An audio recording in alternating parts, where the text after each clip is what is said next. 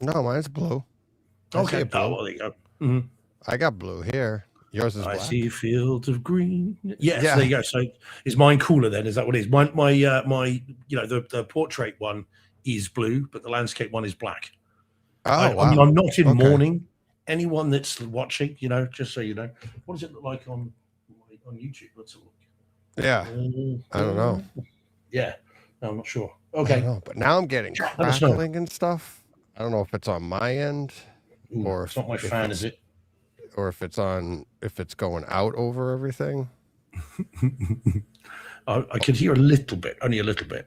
Oh wow. Anyway, hi guys, hi everyone. We are live. We're here. We're there. I think we're live because mine's really acting up on this side. Okay. It's Everybody, they're saying that we're here. We're live. Paul's responding.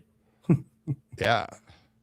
Wow, on time. Yeah, Steve at in the chat. Wow, on time start. But Steve Att's been giving me grief this afternoon, Deej, about HD DVDs. He's still collecting them. He is? He is still collecting HD DVDs. And I think, was it 5, Steve, you had arrived today, buddy? Put a picture up. I think 5 from that turned up. So, yeah, wow. 300. Firewall. Who remembers that Harrison Ford movie? Firewall? I remember that one. Yeah, Firewall. Yeah, man. And he had a few things arrive. So very, very good. Very, very good. So yeah, man. Plus some 4K discs as well. So good man. And he's still collecting them and using you as his justification, Deej, because he says if Deej should keep hold of his laser discs, I can keep hold of my HD DVDs. Well, you can keep them, but to keep collecting them, that's another story. Mm-hmm. That's it's like a completely other story. Like if you're, there's something going on here. Yeah, your mic it is a bit crackly, Deej. Is it? Yeah, a little bit. All right. Let me back out and I'll come back in. Look at that. We start on time and I mean, what happens when we show winning? We're here. All right. I'll back out and I'll come back in. Let me see. Yeah, no worries. Okay, so guys, as I think Paul F was saying, in the chat. So this is kind of the pre audio only version that we're going to do from now on. So if anyone in the chat has got any questions, anything you want to ask, anything you want us to cover that we can, then now is the time. Speak now or forever hold your pieces, as the saying goes. So feel free. I mean, I see a mention of Speed Racer in the chat. Yeah, it like I said a few weeks ago, guys, that's not for me. I just can't bring myself to buy it and try and watch it again. It would be like the 5th time, and I couldn't get through it before. I can't think of any reason why I would this time either. It is not going to work, not for me. But I get and I accept that it's apparently an amazing transfer and an amazing kind of audio mix. But we've got enough of those, some of which we're going to be talking about tonight. So there's plenty out there. So I will not be talking about Speed Racer, but perhaps DJ will. Who can say? We'll see. We will see. Steve Hatt's saying collecting would be overkill. I'm willing to acquire any HD DVD that's not in a better format. Yeah, true. There were some. And there were a number of special features on some of the old HD DVD discs.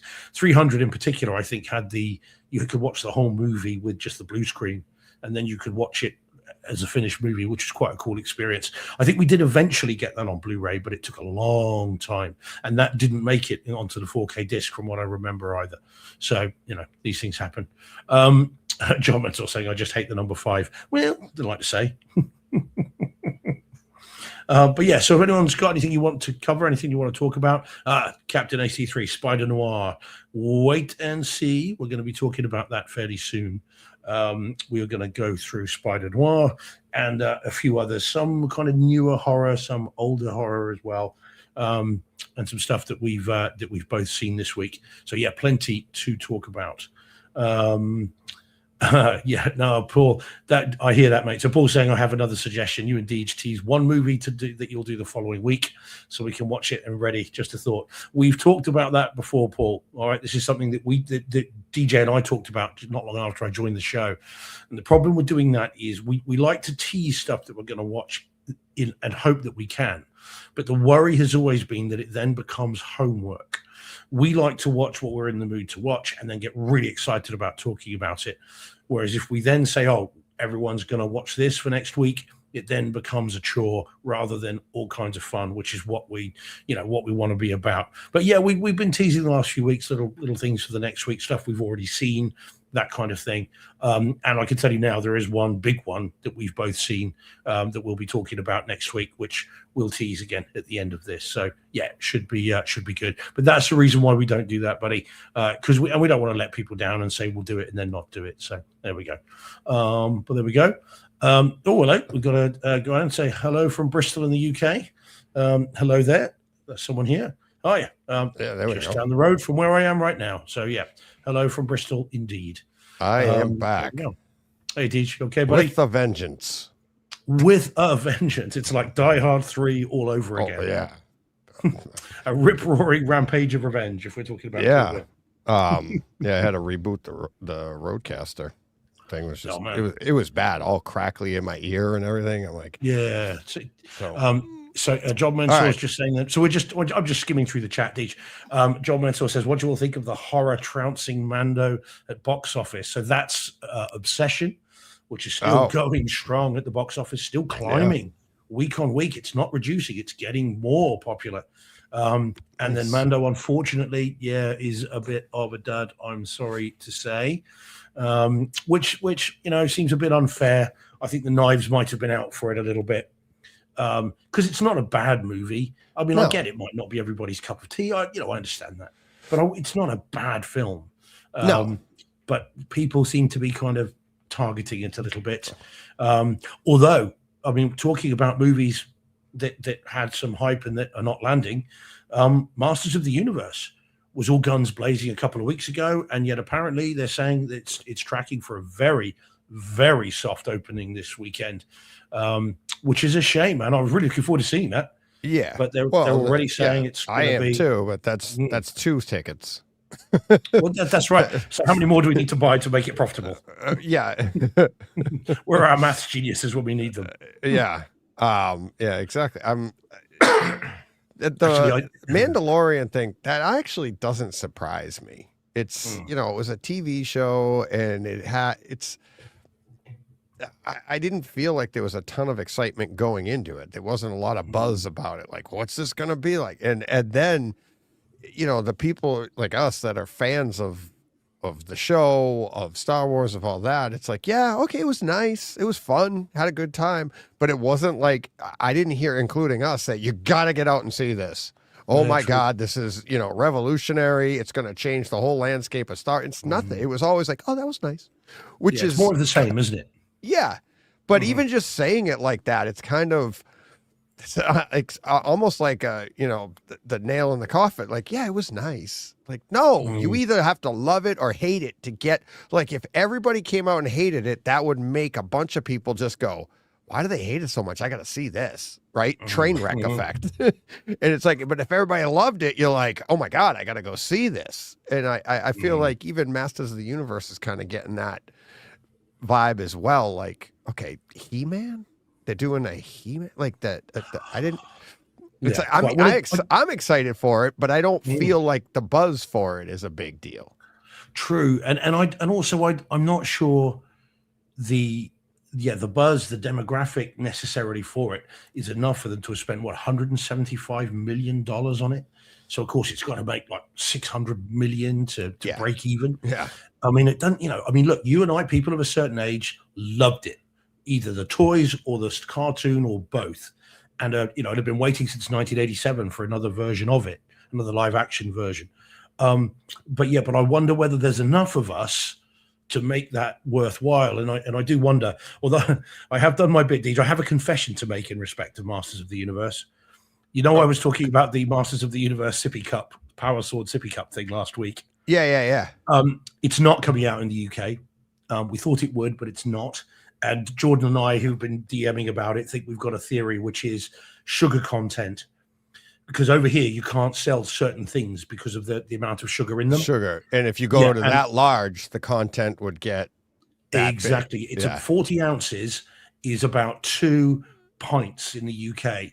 And there is no way on God's green earth you're going to be allowed to buy something that would hold that kind of fluid that the cinemas could then sell. So, but that's not the confession. The confession is, so I bought one on eBay. and you don't want to know how much. Oh, But it's on God. its way over here. But oh my god, I could have just bought a hired a private jet and floated over. I think for what I paid. Yeah. But I couldn't help myself. Yeah, I got that. If you look right here, right above, which way? My finger right here on the speaker. Mhm. That's a Mhm. Mandalorian bucket from the Mandalorian. Oh, you did get one. Grogu. Nice. Yeah. Mhm. It's like Mm. I went and saw it, and Larissa and the girls had gone and seen what's the Hugh Jackman one with the sheep? Sheep Detectives. Sheep Detectives. They had gone to see that, and they got that for me. It didn't come with the popcorn, but it was pretty cool. It's got the What did they think of the Mando on one film? side.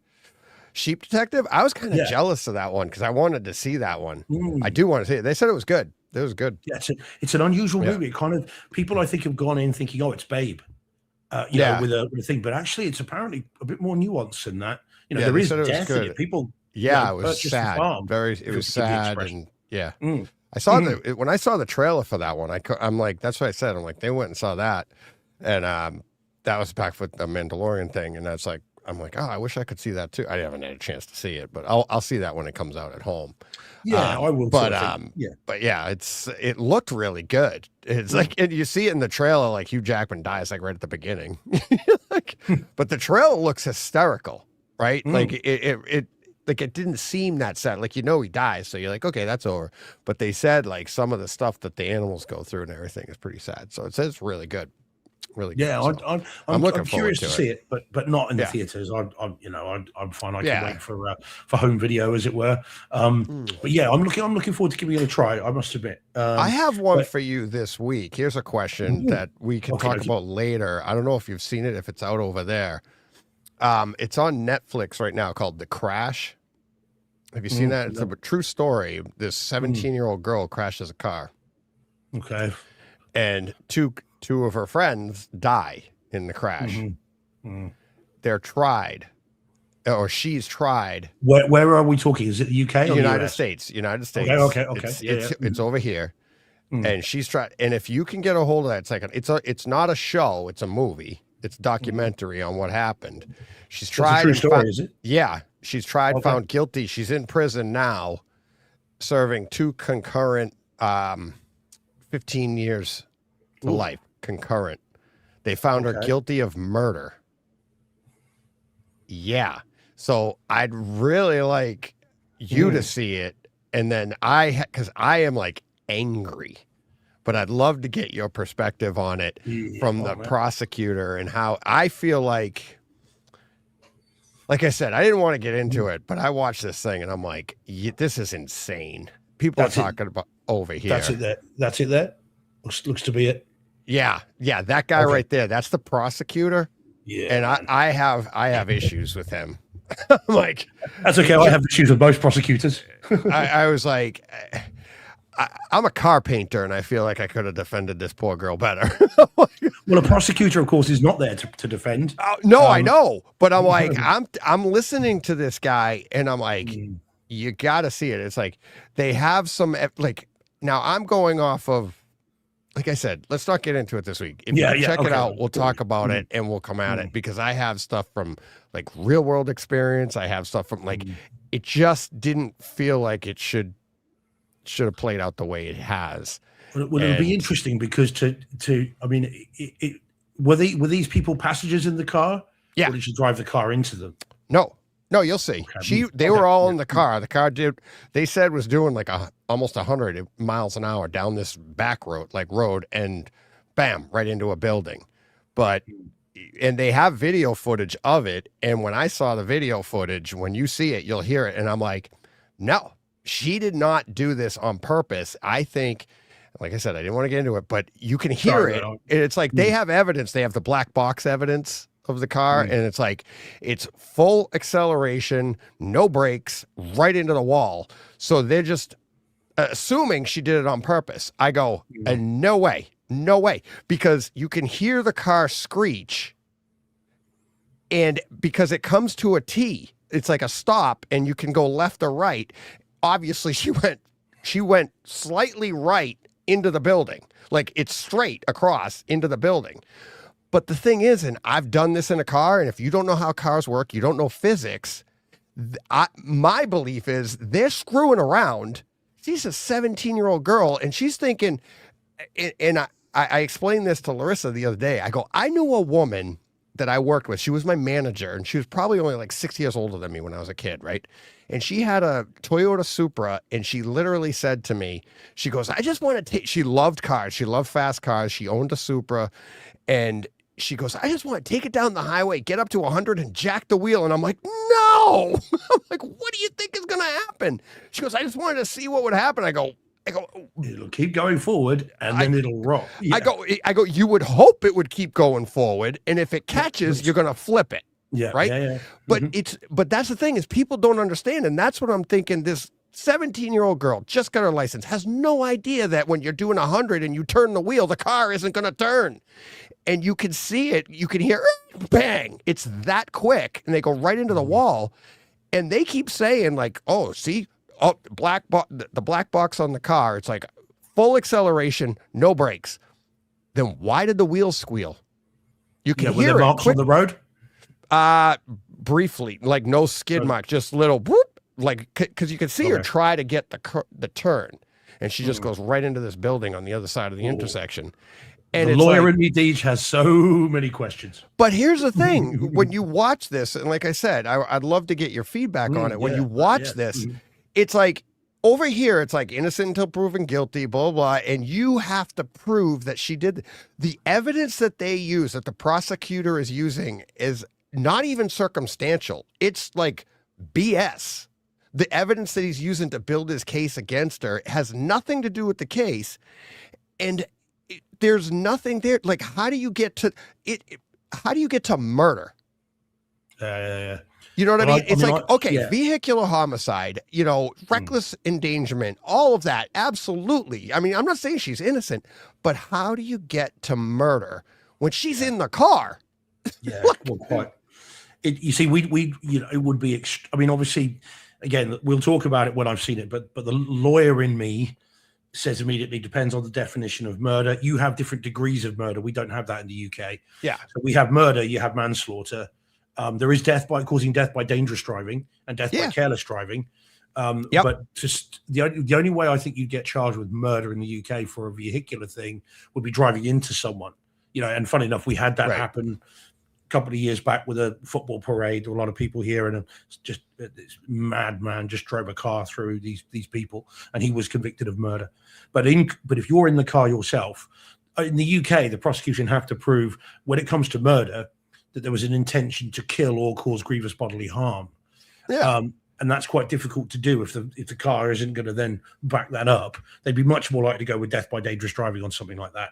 But no, I will watch that. These, you have whetted my appetite. Yeah. I will be seeing that this week, and I know a few other people I should watch it with as well. It does. To me, it's like, and like I said, I'll talk to you about the prosecutor after you've seen it, and what I think is pretty egregious about that.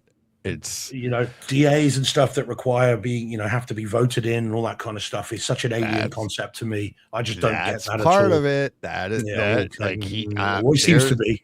Yeah, and there's other stuff behind the scenes that you're just like, I don't know. I don't like it. I don't like it. Okay. I mean, the girl's like, when you see it, it's like she's not innocent, but she's no murder. Well, there are degrees of culpability. Again, criminal lawyer being me, you're not necessarily guilty of everything just because you're guilty of something. Right. And so, okay. No, you've whetted my appetite, Deej. Yeah. That might be one I get those at the firm to watch as well. We did one a few years ago. This is where theatre's quite fun. We had it in the old office, the old building that we had, there was a basement. And we had I did a screening. I borrowed the boss's projector, it was a little portable projector, and we put a screening on for the firm of an American case. Oh, what was it called? Peter Jackson had some, and Fran Walsh had some dealings with it. It was a miscarriage of justice case in the US. And we all watched that one night with popcorn and kind of watched this documentary because it was just unbelievable. And then we're talking till the early hours about it. So this might be one of those. So I might have to get them to give that a go, and then we can talk about it. We'll get them all on the show next week. We'll do it. Legal takeover Tuesday. Yeah, exactly. It's it's definitely interesting. That's for sure. It's Yeah. like Oh man. Oh right. That is it. conversation You're piece, sold. not home theater wise, but it's definitely Oh man, that's it. Done. All right. Well, we can fit in an episode between now and then if we have to. yeah. There you go. But yeah, I should just, so everyone else knows, of course, DG, you know, just in case people are wondering, I've got another cold, I'm sorry to say. Oh yeah. So just please forgive me, everybody in the chat, everyone listening, be it live now or on, on audio only. There will be coughing, there will be spluttering. Do bear with me. I will try to hit mute, but I will fail sometimes. So apologies for that. There will be coughing. Yeah, and there will be snoring probably as well because I've barely slept for 3 days. But there we go. Yep. Okay, but there we go. All right. So did we let's ever start the show then? What Yeah, was the let's do question? Did we have any questions? I've got another slight confession that might lead into a kind of question, Deej, if you like. We could do that before the show because it's quite fun. Okay, Midway. Remember that film, Deej? Yeah. Okay, so Midway has the got us to today. It did, absolutely, it did. Has the ignominy or ignominious title of being the only film in now nearly 10 years of the current iteration of Cinema George, the only film in nearly 10 years that was so egregious and so terrible, in my view, that I couldn't even have it in my collection, and I had to banish it to the attic, as is well. Is there another one now? Have we added? Yes. Yes, this week we have a number 2, and that two actually describes it in more we ways. know that than one. story. Yeah, Number two. Number 2. Yes, Meg, I mean, just Meg and her friends still listening. forgiving you for that. Brilliant. Number that is great. 2. Number 2. Oh, God. Is your dad okay? Yeah. Oh, brilliant. But yeah, so we have another one, which is Excalibur, which I watched this week in 4K for the first time. That's the John Boorman 1981 movie. I loved that movie. Oh man, I got 42 minutes into it and I gave up. I could not go any further. It was horrible. Really? Now, admittedly, and again, I always got to caveat these things. I was coughing like crazy. I was boiling hot because I was. That shouldn't like change crazy. the movie. No, exactly. It was awful, Deej, awful. And I can't blame the thing. It was a 4K disc. It was a DTS HD master audio. I think I took the photo for for our file, and I got 42 minutes in and was like, life is too short. Oh, I God. am not carrying on with this. I mean, look, Midway, at least I finished it. Whereas was with this, it was like, nope. But had you seen it before? No. You'd never seen Excalibur? I saw that in the 80s. It was 81 it came out. And I know. And I saw it in mid 80s, but I rented it at some point. Because 81, I was 11. What's the rating on that? Was it R? Yeah, it was bound to be because there are lady parts aplenty on display. That's why I liked it. Must have been. I'm not going to say anything about the sword from the Stone Age. Yeah, yeah, it is rated R, 1981. Yeah. Paul, good man, Paul. I would have put money on Paul disagreeing with me on this one. So Paul says, I agree. Yeah. Last time I watched Excalibur, I'm sure I remember it being better. It was just so weird and overwrought and just ridiculous. Not helped, of course, by having recently seen Monty Python and the Holy Grail, which of course takes the mickey out of this non-stop. So as I was kind of watching it, it's, I was kind of laughing. Yes, Helen Mirren. Yeah, AC3. Yeah, you got it right, Captain. Absolutely. And it was dreadful. Give it another go, Deej, just because see if it's, if you've got rose-tinted spectacles or whether you actually I'm wondering to enjoy it. Yeah, it like Paul said in the chat, like if like you mentioned the lady bits when you were a kid, that might have tainted our or skewed our opinion or whatever or something, because I gotta see that again. I mean, it had nothing to do with the quality of the movie. It was just like, okay.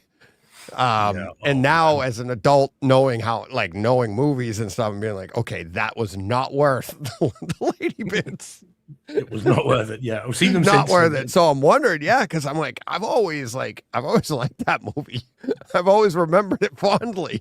So now I'm kind of like, wow. And this is one of those like like we did the ninja thing, right? This is one of those like kind of peek into your youth. Like, wow, I was sick. Like, wow, I'd sit through anything to get a hold of that. What the hell? We didn't have the internet back then. Times were scarce. Yeah. I had a National Geographic. Yeah, that's it. And the Sears catalog. I was just going to say the Sears catalog again. like, oh my God.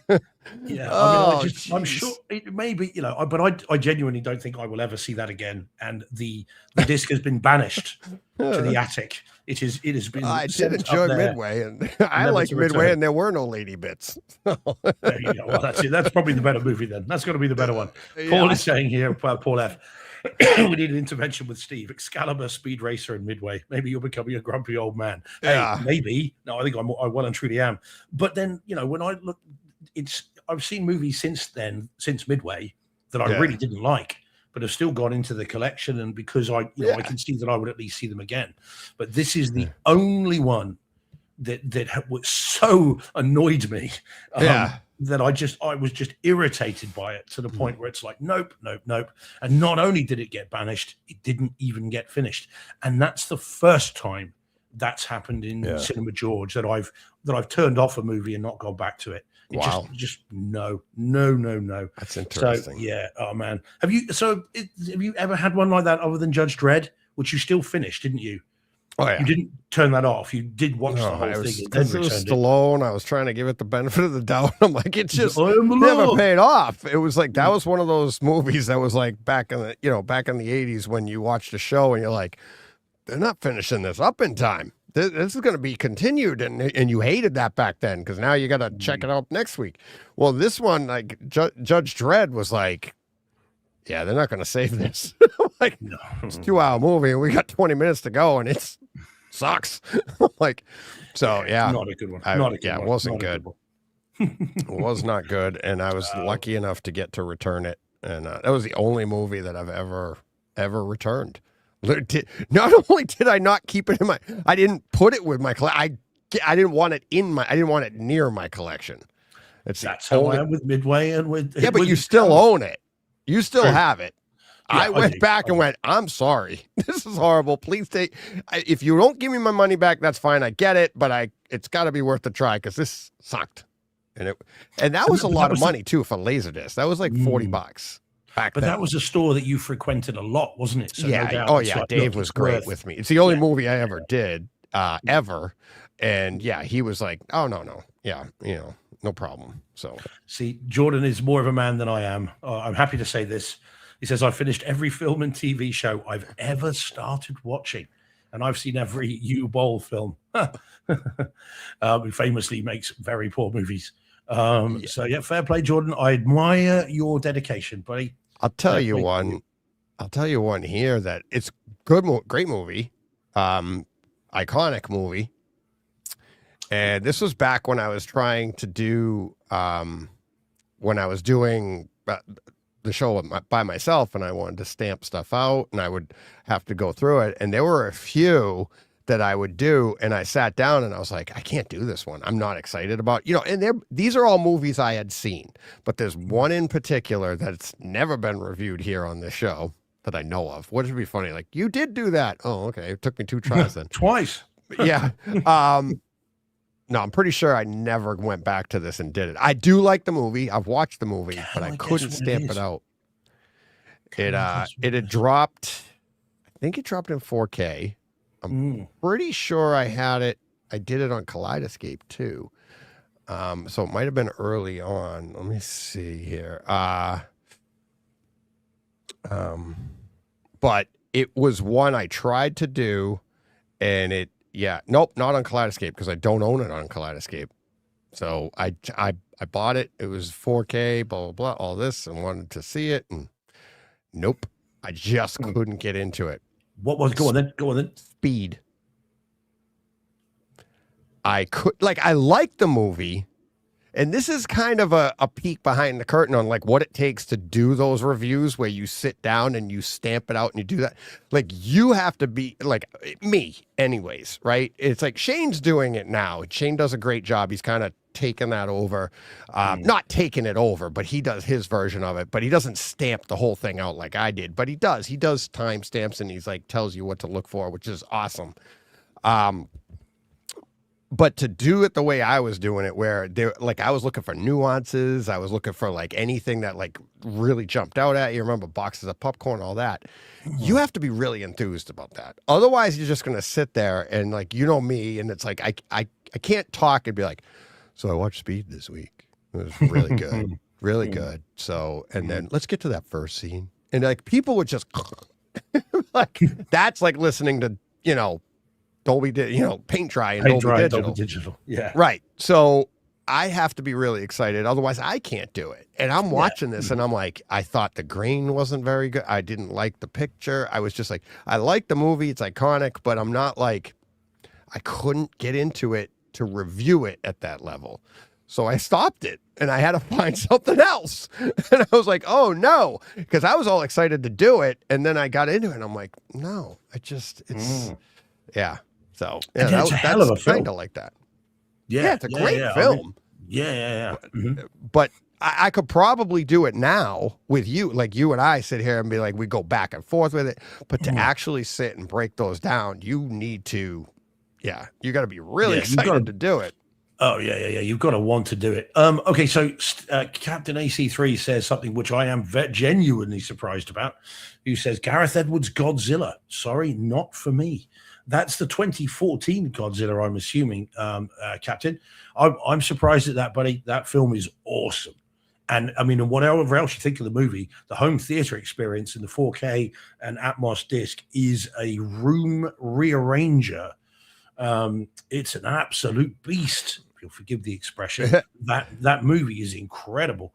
So fair play. I mean, I get it, but I'm surprised. That's great. What did you think of Godzilla -1, Captain? Did you enjoy that? Because if you did, I'm surprised that 2014 wouldn't be for you. Mike Biantonosi says the first Suicide Squad with Will Smith walked out 20 minutes in. Cool. Oh wow. Yeah, I mean, I had fun with that. I like that. Sure. Yeah, I've got the disc. Yeah, I really like that. I mean, I'd like to see the director's cut, and of course they keep talking about David Ayer doing his Snyder cut or Schneider cut. Schneider cut. I'm all healed up, by the way. Everything's good. No stitches or glue required. And if anyone's wondering, the red on DJ's hand is paint, not blood. Oh, yeah. If you see that go by, that's just paint from work.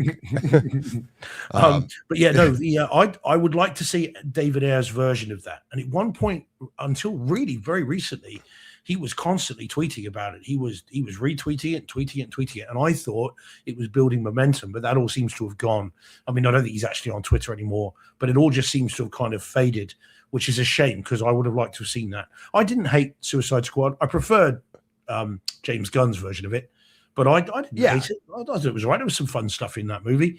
Both of them are fun, but that's all they're supposed to be, though, is fun. It's not. I mean, people. I think people get carried away with these, like, and not rightfully so, but I could see why we have high expectations especially after the Nolan trilogy and stuff. Our expectations for comic book movies have gotten higher, but that doesn't mean we can't enjoy stuff that's still fun, right? Yeah. So it's like, I think not everything has to be like, Gone with the Wind.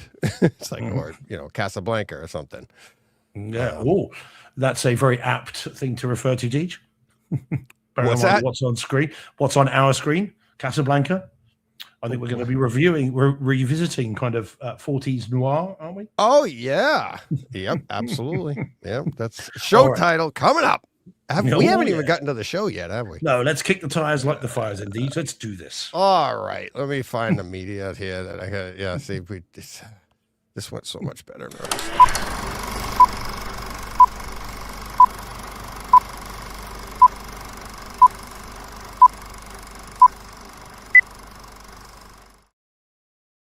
We are Brightside Gear.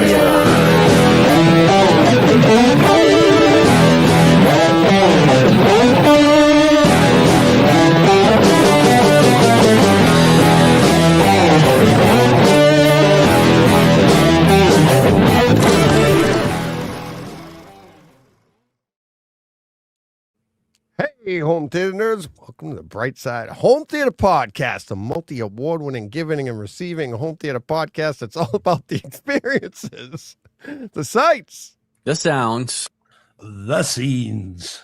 What did I do this time? I know. No, man, no, that was smooth. That was perfect. That was perfect. I saw your face. I'm like, did I screw it up? Did I? No, man, I was along for the ride. Yeah. Oh man. So here we are. So of course now then, with the newer format, those doing the audio only won't have heard what's come before this. So we better say hello to everybody again then quickly, D, shall we? Okay. Yeah, is that what we're doing? Because from last week you said about the pre-show is going to be for let's YouTube do only. that. The pre-show there where we did a little bit of question and answer, and then we got on a tangent there on that could be coming up next week. Go to the audio, go to the video on YouTube and watch the first. What was it? Half hour, 30 minutes. Yeah, 30 minutes. Yeah. So Once we get going, there's no stopping us. Wow. Yeah. Now, see, I got zero feedback on that. Because we said it last week, like, should we do this? Should we not do this? Now we'll get the feedback. Where I take it out, people will be like, I want that back. Or they won't care. I don't know. Let's see. Yeah. We can go with the flow.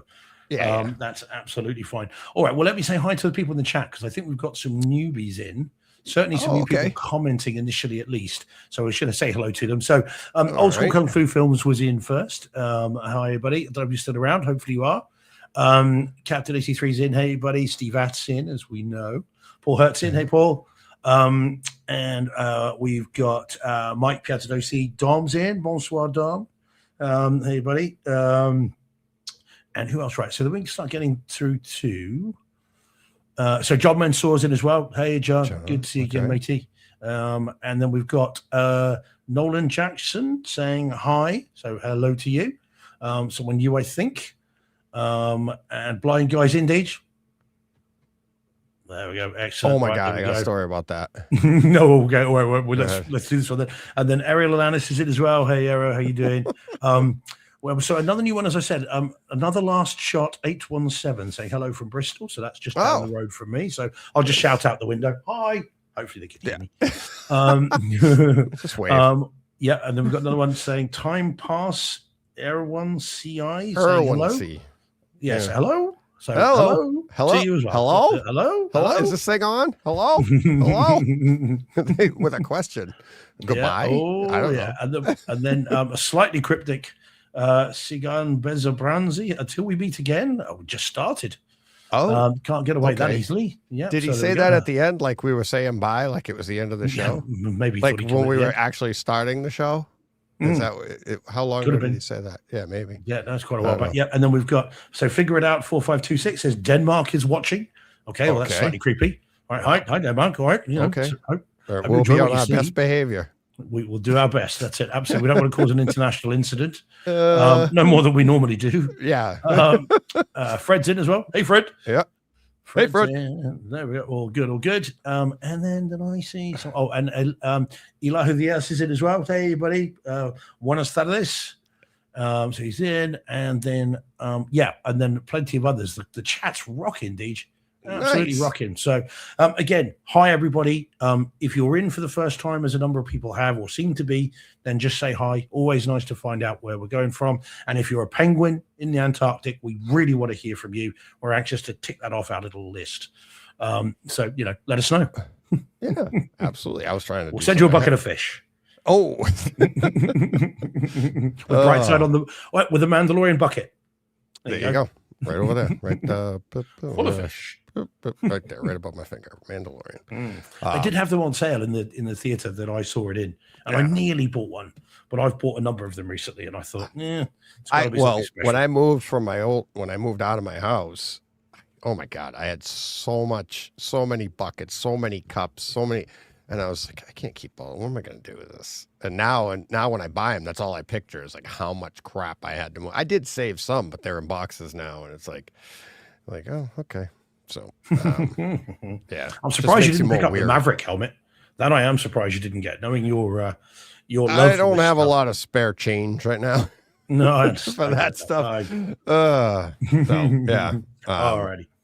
But there we go. So all All good, right. all good, all good. All right. Are we going to jump straight in then? Or Are we jumping straight in, or did you have a question, or did we already go over that? I I didn't know if that was this week was the confession about Excalibur. So right. I thought I had to admit it Okay. in my in a safe space.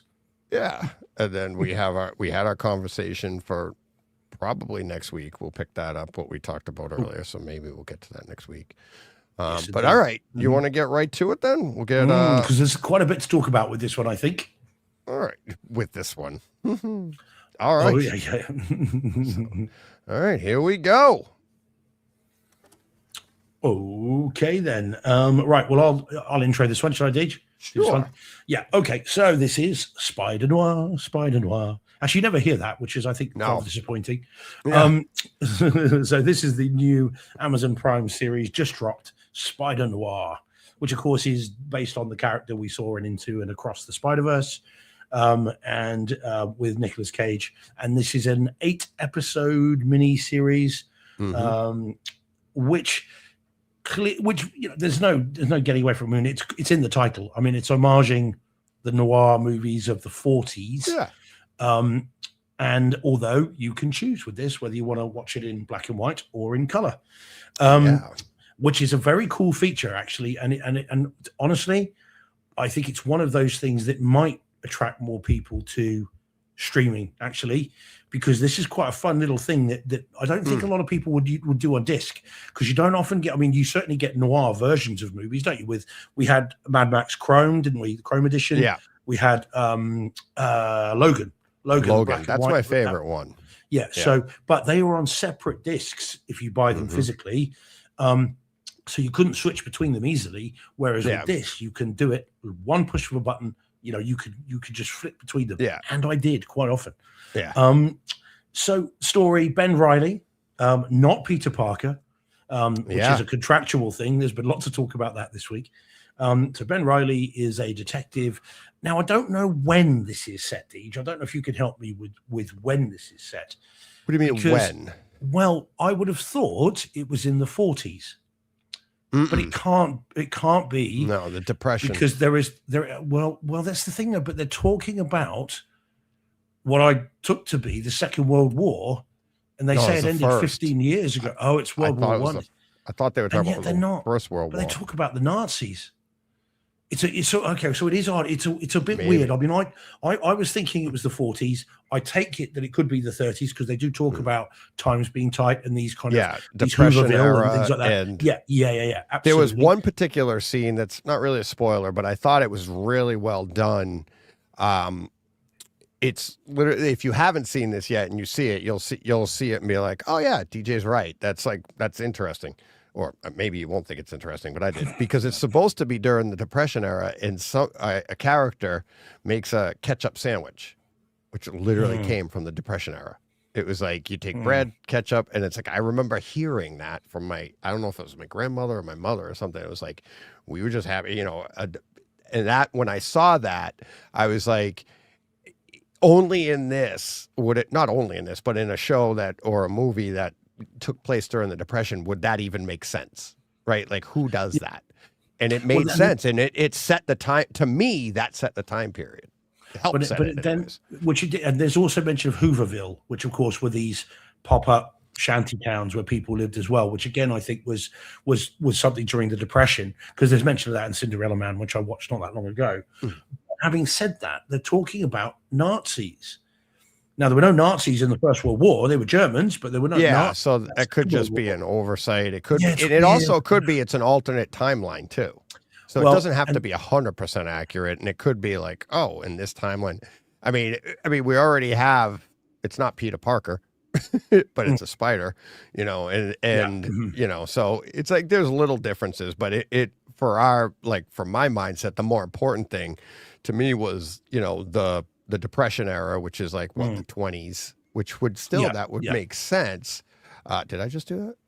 No. Sorry, I did. Just blind guy just said he's asked his he asked his Echo device, and she said that in the 30s. Yeah, in the 30s. Okay, well, it's Echo. It must be right. Oh, see, that's it, 32. So yeah, okay, that makes more sense. But still, then why are they talking about the Nazis? The other thing was, by the way, as well, which doesn't quite make sense, is famously the Nazis were doing experiments on people. You know, they were using real human guinea pigs and POWs.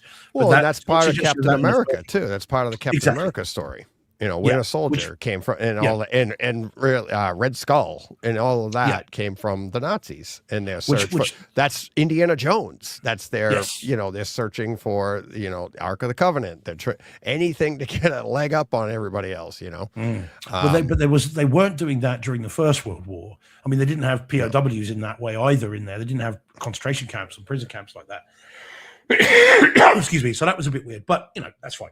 So, but I felt like some of the, like there was some war scene and it wasn't in the trenches, but they were in a tighter area, which gave me that sense of like the trench warfare, like the way they showed the characters maneuvering through the, like, I think it was like hallways and stuff, but it seemed like the way they were moving was like trench warfare, which was the First World War. And it just, I don't know. That's how it felt to me. And that would be the noir too. Yeah, which would make sense, wouldn't it? But that did make me wonder. But anyway, so eight episodes. It's one kind of through story. You have Brendan Gleeson as the kind of the mob boss, who's good in it, and then you've got the various villains who turn out to be super powered, and there's echoes of the Sinister Six and that kind of stuff. And it is Spider-Man. So now I've finished it. I know you're 6 episodes deep, aren't you? Yeah. Now it's interesting. I think I saw who was it earlier in the chat? So Elahu Dia says Spider Boar. Now so the thing is this: most people that I've kind of spoken to and that I've seen on Twitter, not that that's a representative sample of anything, it is that that it's really good, and a lot of people are getting very, very excited about this and saying it's great. I did begin to find the longer it went on, the less interested in it I became. And by the end of it, the last two for me were kind of homework. It was completionist. Well, I've come this far, I'll finish it off. And so much so, and I mean, confession time again, I did watch the last 2 episodes in the front room rather than in the cinema room. Yeah, I mean, all right, that's still Dolby Vision, and fine, but it was in the front room. It wasn't in the theater room. It wasn't on the glasses. I literally just popped it on in the front room and just kind for of the story. Quite just to finish it off, really. It's not a bust. There are some bits of it I really like. Cage is great in it, and when he's going off the one, and the little ticks and the little things he's doing are fun. And when he's doing his impressions of Jimmy Cagney and and Humphrey Bogart and stuff like that is fun. And so there is some fun to be had, definitely. Yeah, he has some like times where it's like we're gonna get you, see, exactly. But it's not like so on the nose like that. It's like it's more subtle, but it has that feel. But at the same time, it almost doesn't it feel like nobody else could play this character except Nicolas Cage? Because I feel like this is how he talks in like National Treasure. Right, like it's still like it's like his voice. It's the way he like his acting. The way he acts, the way his demeanor is. It just fits perfect. So it almost doesn't. That's what makes that stuff feel so subtle. Because, what's the one?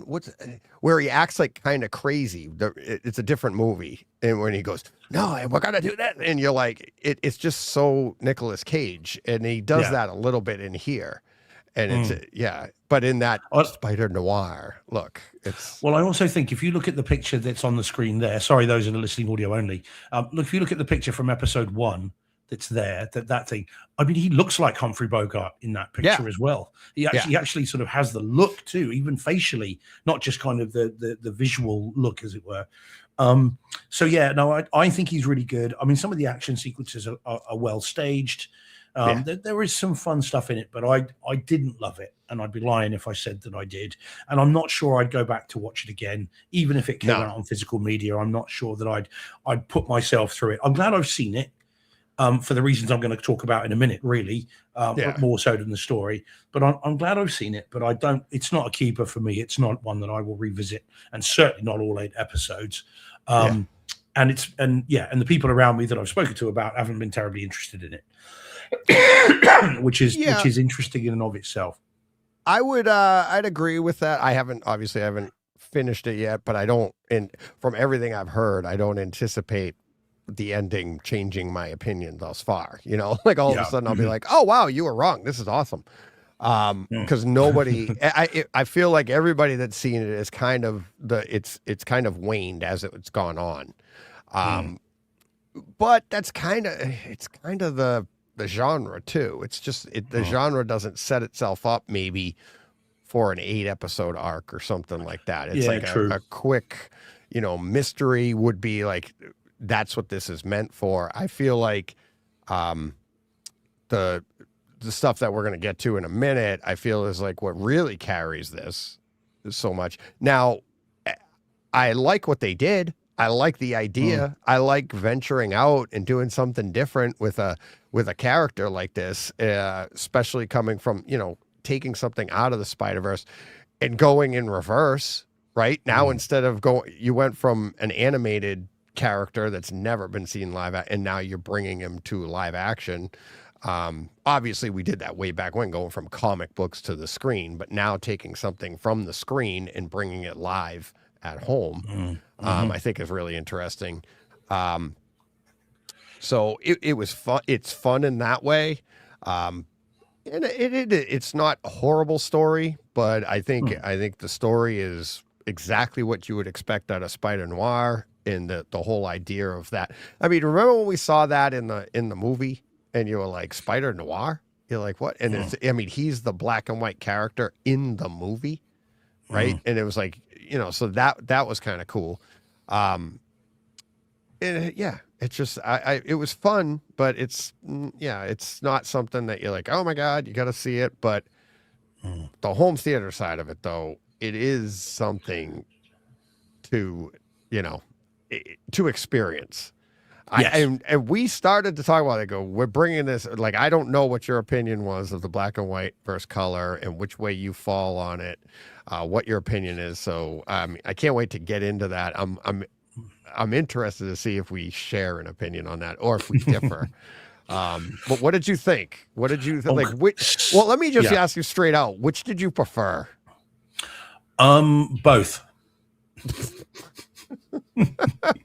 You run them for different reasons. It's it. All things to all men. Absolutely. I like them both for different reasons. And I could, if I had to watch it again and someone said to me, well, we're only going to watch it in black and white, then I'd be like, oh, okay. Yeah. But if someone said, no, I want to watch it in color, again, I'd be like, okay. As I said, I like them both. And I did flick between the two a lot. And again, that suggests not really being invested in the story too much. But I did flick between them just to kind of see and compare. So when I first started, I started in black and white because, again, and interestingly, Deej, so see if we can interpret what Nicolas Cage meant by this. So he was quite unhappy at the idea of this being done in color. And he was unhappy with that? Yeah. They shot it with black and white in mind. The color why came right down to the end. And then they did a year of reshoots to then make it color. So they shot it with initially with gray, brown, pink, apparently as well. Because that then shows up better in black and white. Exactly. And they did a year of reshoots when the powers that be said, no, we want color as well.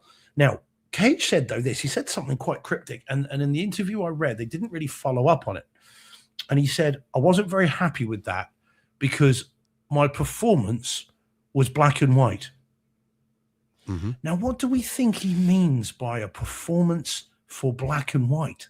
Any idea what that means? I mean, I'm fascinated by that phrase. Like, how can you perform for black and white that you wouldn't perform for color? It's fun.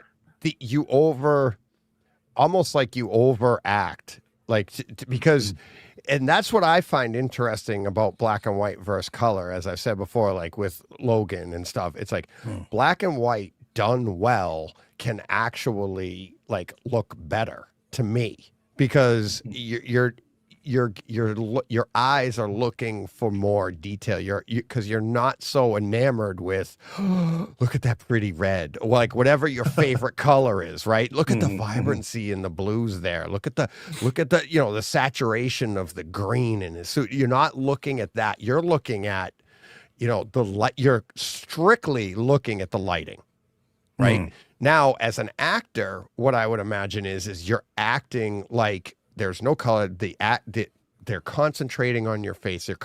And you're going with that effect, like you're being stoic, or and like you said, you look at that image there. It's like and that's one of the things I thought, like the color version, I didn't think he looked as good. There were a few shots like from the side where you're like, wow, you could see his age.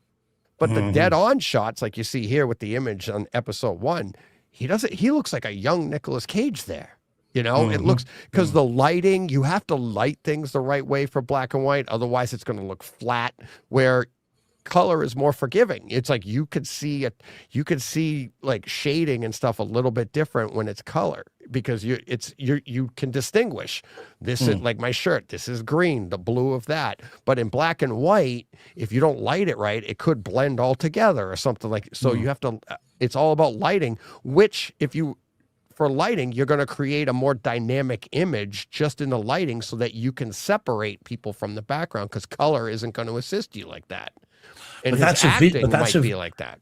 Yeah, but that's a visual distinction, isn't it? Whereas the suggestion, though, is that there is a physicality that changes based on the visual medium they're shooting for, which I find fascinating. I mean, I think I'd love to know more about that.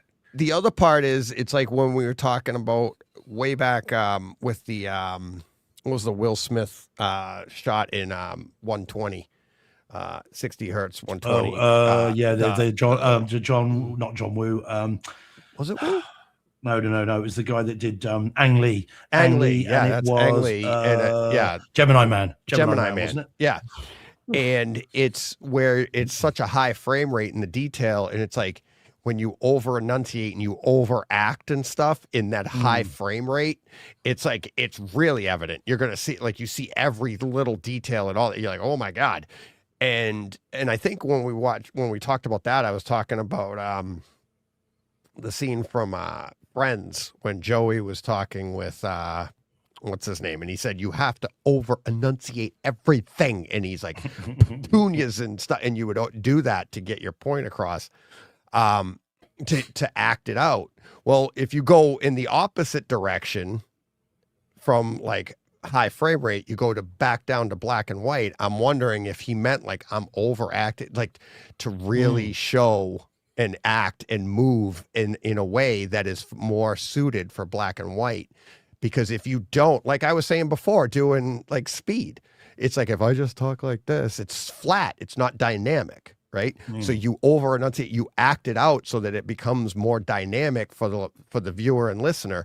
And if you go to black and white, maybe they move and act differently to give you that feel and get the right, emotion across. So I can totally understand. I don't know how to do it. I'm just interpreting, but I can totally understand what he means by that. Yeah, well, I'm fascinated by it. It was such an interesting comment. It's one of those you kind of want to get the interviewer and shake them and say, ask more. Yeah, I want to know what he meant by that. If I ever bump into him, and he does spend a lot of time in the UK, that is the first question I'd ask him. Just I'm fascinated by that. That's really interesting kind of response. Anyway, sorry. So I started watching in black and white, and I thought the first thing that struck me was, and funnily enough, Kevin Smith said this in his review that I listened to yesterday. It felt like Sin City to me. I felt like that's what I was watching, and because of course you've got the sharpness, and the sharpness of the image with the black and white, and it didn't feel authentically 30s or 40s. It felt like modern show, just black and white, and that of course then feels more Sin City, and that was what I got initially. But I did like how it looked. I'm not someone who's a particularly big fan of 30s 40s cinema, but I've got the movies, I just haven't seen them, but I did recognize camera angles and shots and mounting of scenes and stuff, and that was fun and diverting for a while anyway. But where I think So I get that that's what they were going for. I get that's the intention of the series, therefore that's how to see it. But so therefore I like the black and white, and there is detail in the image, and it's great. However, I also really like the color, and I thought the color was more dimensional. Yes. I thought it was more vibrant. I mean, vibrant sounds stupid, doesn't it? Because it's color. Of course, it's going to be vibrant, but more vibrant in terms of a more dynamic, interesting image, personally. Yeah. And of course, that might be where they've done the series a disservice. Because of course, if you have too much of a good thing, you don't want to go back to the other. But I did flick between them, and I thought the effects were more realistic. I thought the sparks on Megawatt, as I think they call him, are kind of more convincing, because any of the CG, of course, that's something they never had, obviously, back in the day, and so that's much more interesting and attractive in color than in black and white, I thought. So I like them both, and for me, the interest of this series is definitely in being able to switch between those two. It's quite fun being able to watch an action sequence in black and white and then go to this colorized version of it. And that's actually quite a lot of fun. So yeah, what about you then, Deej? Did you have a favorite, or were you kind of? I mean, I would have put money on you saying black and white because of your previous comment. Well, because of about the Chrome Edition and Logan Noir, you've talked a lot about the dynamism and your preference was black and white. So I would have put money on you saying that. That doesn't sound like you are here. No, because it didn't execute it the way Logan did. And I feel the same way about Fury too. Fury Road. I don't think that executes it the way Logan does. Logan's is like, when you watch that in black and white, it's like there are details that you miss because the color distracts you. It's like I really got into that one. And it wasn't hard to do. That's why I enjoyed it. I was like, oh my God, am I seeing what I'm seeing here?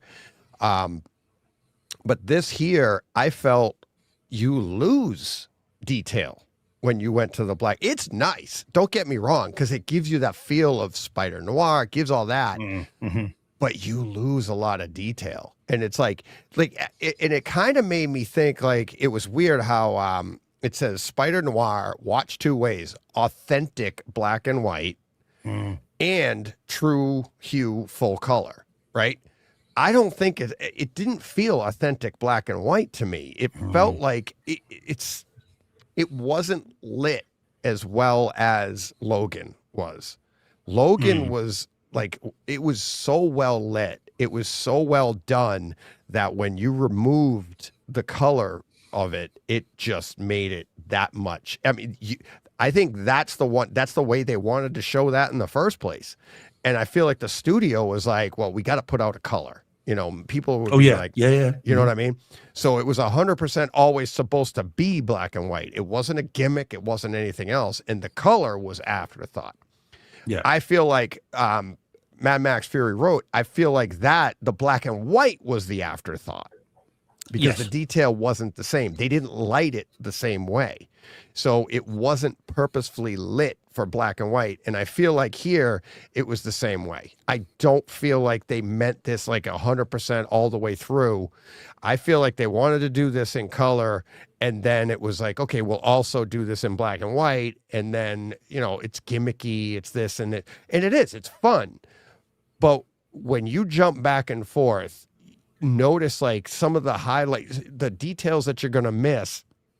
Like even the spotlights in some of the club scenes, right?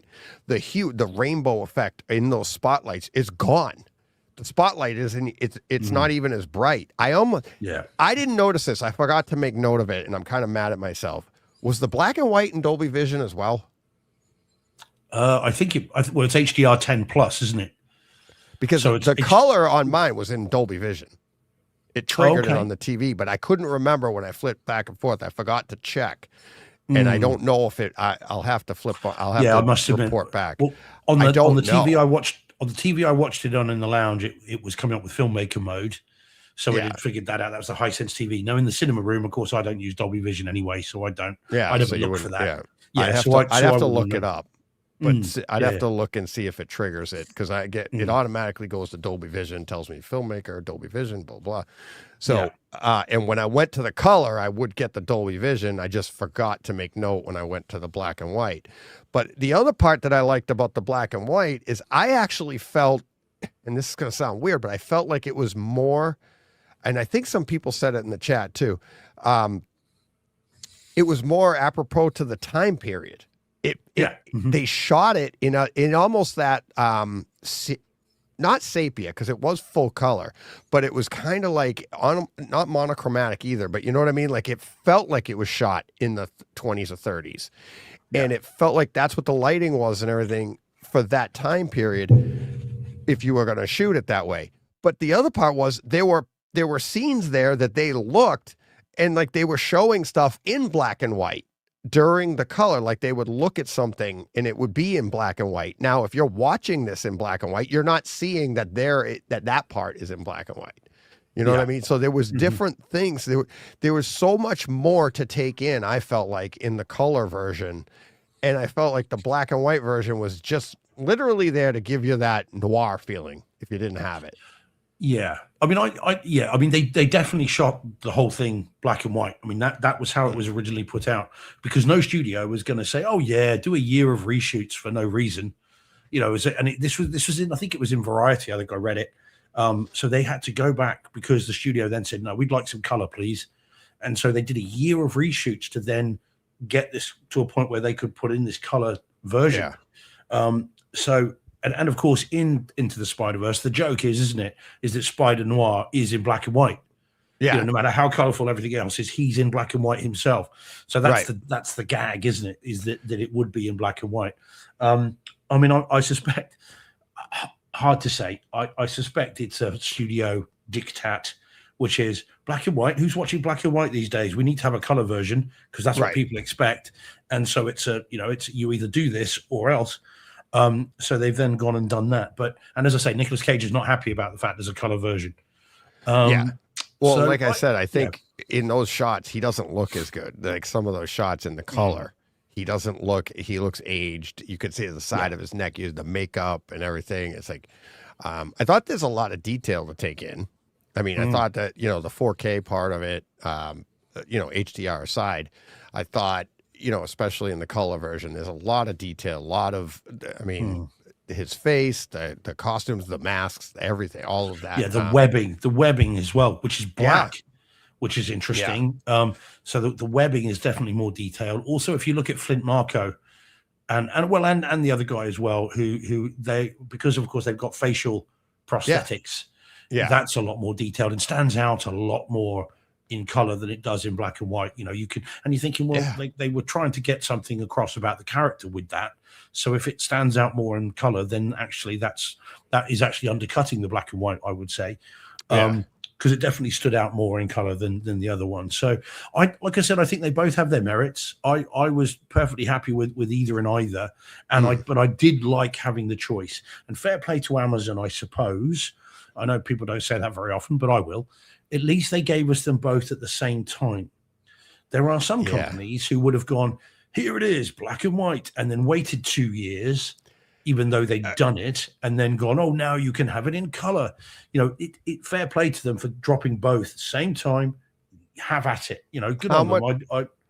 How much of that do you think is they knew going into it? Like their test screenings probably gave the same vibe that you and I gave, like, it was good. And this is part of it. Like, check it out, flip between, get back to me, let me know which one you like better, because that's really the story here. Because we're spending more time talking about that than we are talking about the story. Yeah. Right. It could and be. It's like, and if you would put this out in either or, and then people would never go back. They'd be like, okay. Yeah. All right. I didn't even like it that much the first time. Why am I watching it again? Now it's in either black and white or color, right? If they put out Spider Noir in black and white and be like, here's the color version, most people would be like, what do I care about that? Yeah, it's supposed to be Spider Noir. Why would I put it in? Why would I now watch it again in color? Because it's not that the story doesn't make you want to go back and watch it again that much. So if they put out they put out the black and white the way they just should have, and then they drop a color on you later, you go, okay. And now if they come out in color, you'd be like, why did they do that? Yeah. That was dumb. It should be in black and white. Oh, that's coming later. Oh, they're double dipping. Blah, blah, blah. So this was really how they had to do it this way. Well, it's interesting, isn't it? We know from my friend Christian, so the Netflix reviewer, that they will get 3 episodes of a series 18 months in advance to watch and then feedback on. Now, if they're doing it for Netflix, they almost certainly are for Prime. Oh, yeah. And so it may well be that again, their reviewers saw the first 3 and like, you know what, this would be really good in color. Yeah. And then You know what this needs? A story. Well, true. Yeah. So what this needs? A Peter Parker. Yeah. Although for reasons he may be in this. But anyway, but just never call Peter Parker. So yeah, that could have been it. That might well have then triggered, let's go back and do a year of reshoots then to give everyone what they want. But like I said, but the other thing is though, Deej, I don't think we should be too churlish. I mean, if someone had said to us, years ago, you're going to get a Spider Noir TV series, you'd have been like, get lost. That's never going to happen. So it's an embarrassment of riches. Oh, absolutely. They've given us 2 that they've done 8 episodes as well. They haven't just dropped a movie, a 90-minute movie and everyone going, oh, there was no character development. They've given us 8 episodes with no character development. But I wouldn't even go that far. I would no, I'm only kidding. I feel like I'm like, even what I just said, I'm saying there's no story here. There is a story. It's fun. It's good to get through. It's entertaining. It's all of that. The problem, it's not even a problem. The more interesting part is this part of it. And that's, like you said, that's an embarrassment of riches. That's the exciting thing. It's like, if the story was so, like, what are the odds? How many shows and movies do we see that are that great of a story that you're like, I'm going to talk about one later if we have time for it, that I watched today, that I'm like, it was a blast. But the story's like, okay. But, I had a good time with it. But it's kind of like this. By the end of it, you're like, okay. Well, and that is definitely how I was. Although Paul says in the chat, it's like, what aspect ratio do you want to see it in? I actually think that's different, Paul, myself, because when it comes to aspect ratios, again, like pan and scan and widescreen, the widescreen version gives you more information, actually gives you more. Whereas this is just a visual tweak. So I think the aspect ratio thing's a little bit different, but there it is. I mean, we haven't talked about the sound, of course. It is in Atmos. I thought most of the time it was fairly front heavy for me, most of the time. And when you get the action sequences, when the guns start going off, then you get some decent surround and the action scenes. But a lot of the dialogue stuff was all very front heavy, I thought. Yeah, that's a Spider Noir. It's a black and white, it's supposed to be a black and white film or show. How much Atmos are you really going to have? And I think that was the idea, is once you get into the action, it pops. You're like, all right. And then you come right back to the, Spider Noir mystery, mystery hour or whatever you want to call it. But, so. But there we go. But yeah, so I wouldn't put anybody off seeing it if you're interested to see it.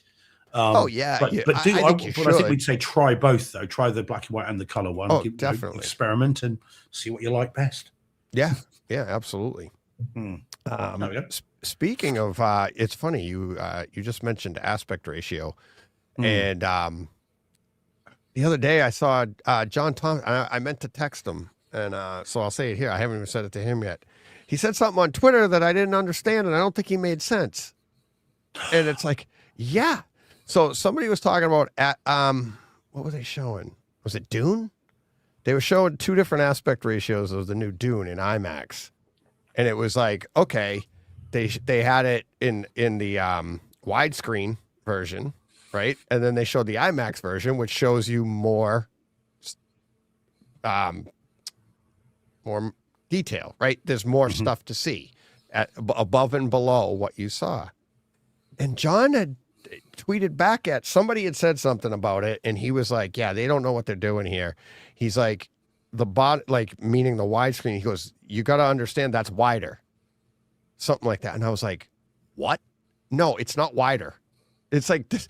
It's like Still the why? frame. Yeah, the frame's It's the like frame, isn't it? the frame is framed, and then it's like IMAX means there's more content above and below. It's not like you go to IMAX and then when you go to widescreen, there's more material to the sides. Yeah. It doesn't work that way. It works in that, like when you go, it's like your width is set. And that's what it is. When you go to IMAX, it goes up from there, up and down. When you go from IMAX to a widescreen, it doesn't retain the height and go wider. That's not how it's framed, not in that aspect, right? And now I'm listening. I'm sure there's listeners or people are going to be like, oh, no, it can get wider. No. You're framing it here. Your width is framed. It's how high and how low do you want it? Like what material, how much content do you want on that screen? And that's what I thought was weird because everybody always puts these things side by side or above and below. This was above and below and you could see it. And it's like, no, only way you go wider is like, I have my room is wider than it is taller. So you're going to have a wider screen, but when you go wider, you're not getting extra content, right? It's like, if you have a 16:9 screen, you don't crop off the sides. I don't think. Do people do that? Do people crop the sides off to fill, you know what I mean? To fill a 16:9 screen? I hope they don't. Yeah, like you zoom in and you bring it up and below and you crop the sides off. Like they literally, that's how they shot HD at the beginning. When HD first came out, they had to shoot at 4:3 and you did get extra material on the sides if you had, but that was back then. That was 20 years ago. And now it's like when they shoot a movie, the width is shot. It's how much, now what are we doing above and below? You know, it's, or if you're really unlucky and you are Shane Lee, and you go to see Obsession in a local theater. Yeah, you sent me and that. and they don't realize that the movie is supposed to be in 4:3, and they then show the thing in like a postage stamp in the middle of the screen. Then you're really unlucky. So poor old Shane, who sent me a photo, which I sent to you as well, didn't I, last night, Deej, of seeing Obsession with literally bars all the way around the screen. Absolutely horrendous. He was not happy about that at all, but didn't realize that it was supposed to be in 4:3 himself. So that was the reason for it, and clearly neither did they. But there we go. That's what happened to me with Hail Mary. Remember? And I was like, oh, jeez. Yeah. Anyway. All right. What do I have here? Well, we've got that on the screen. If there's one you want to do, Deej, but I'm happy to do that one. Yeah, why don't you take this, and then I will do, what do I have? I have this one. Oh, yeah, that's the extra one. That one. And then I have, and I also have this. Look, I have 3 this week. Okay, so we will do. You could take this, and then I'll take this one after this. Roddy, let me get this. Here we go. Okay, so this one has been in my to talk about list for a little while, and I see that. I just looking at my my shared folder here, I can see I put this in on the 12th of May. So, whoops. Never mind. It's there's been so much cool stuff since then that I sometimes push stuff back. And this is one of the, not that means that about, or is a comment on the quality of the item itself. So this is then Welcome to Derry, the It TV series that is not about the book, really. It's a prequel series you could see it on HBO Max, but this is the 4K disc. So 4K UHD and in Dolby Atmos. Now, I know John Saccone has seen it, Deej, and was not a fan, certainly of the first few when he told me about them. What about you, Deej? Was this one for you? Have you seen these? I have any not. Of this? I have not. All right. Okay. So, but of course, you did see It Chapter 1 and 2 not that long ago, and yes, so okay. Now, I mentioned when we talked about It Chapter 1 and 2, and I've mentioned many times on the show, I am a huge fan of the book. I absolutely love Stephen King's It, and I have read that book many, many times. First time when I was 14, and I love that book. And so what we have here is a prequel series that actually takes a few lines from the book and then builds a story around them. So the book mentions literally in a throwaway comment about a fire at the Black Spot, and there is mention of there being a military base in Derry previously and how sort of strange things happened on the base. And this is season 1. Apparently there's another season coming. of what happened in olden times. So now, being a big fan of the book and of the universe and the series, and the 90s series and the movies and the that kind of thing, I came to this trying to be as open-minded as I could, genuinely not knowing whether I was going to like this or not. I did like the movies. Andy Muschietti was the director of those, and he's producer director of some of these. And Bill Skarsgård's back as Pennywise, and so the signs were good, and it's the same studio. But the pilot episode is fantastic and full of misdirects. But then it does start to go awry a little bit. And I think we get, as the season goes on, information that is just not necessary. I don't need to know why it chose a clown to be its kind of base form. I don't need to know why certain things happened. It's just not necessary. And this does smack of, well, the first It movie was a huge success. The second one was fairly successful. Let's go back to that trough. And so I think it does suffer a bit from that. Now, there are highlights in this. There are some good bits in it. It's violent. It is gory. People get killed, as I want to say. And there is some fun stuff in it.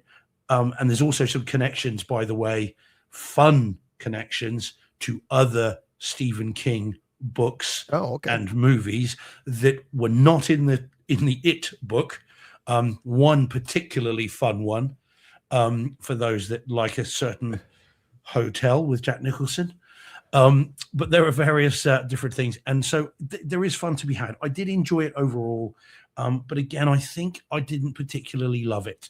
And if there is not a season 2, and I think there is going to be one, but if there was not one, I would not be terribly bothered by that. I'd be quite glad if this just stays as it was. I don't need more of this.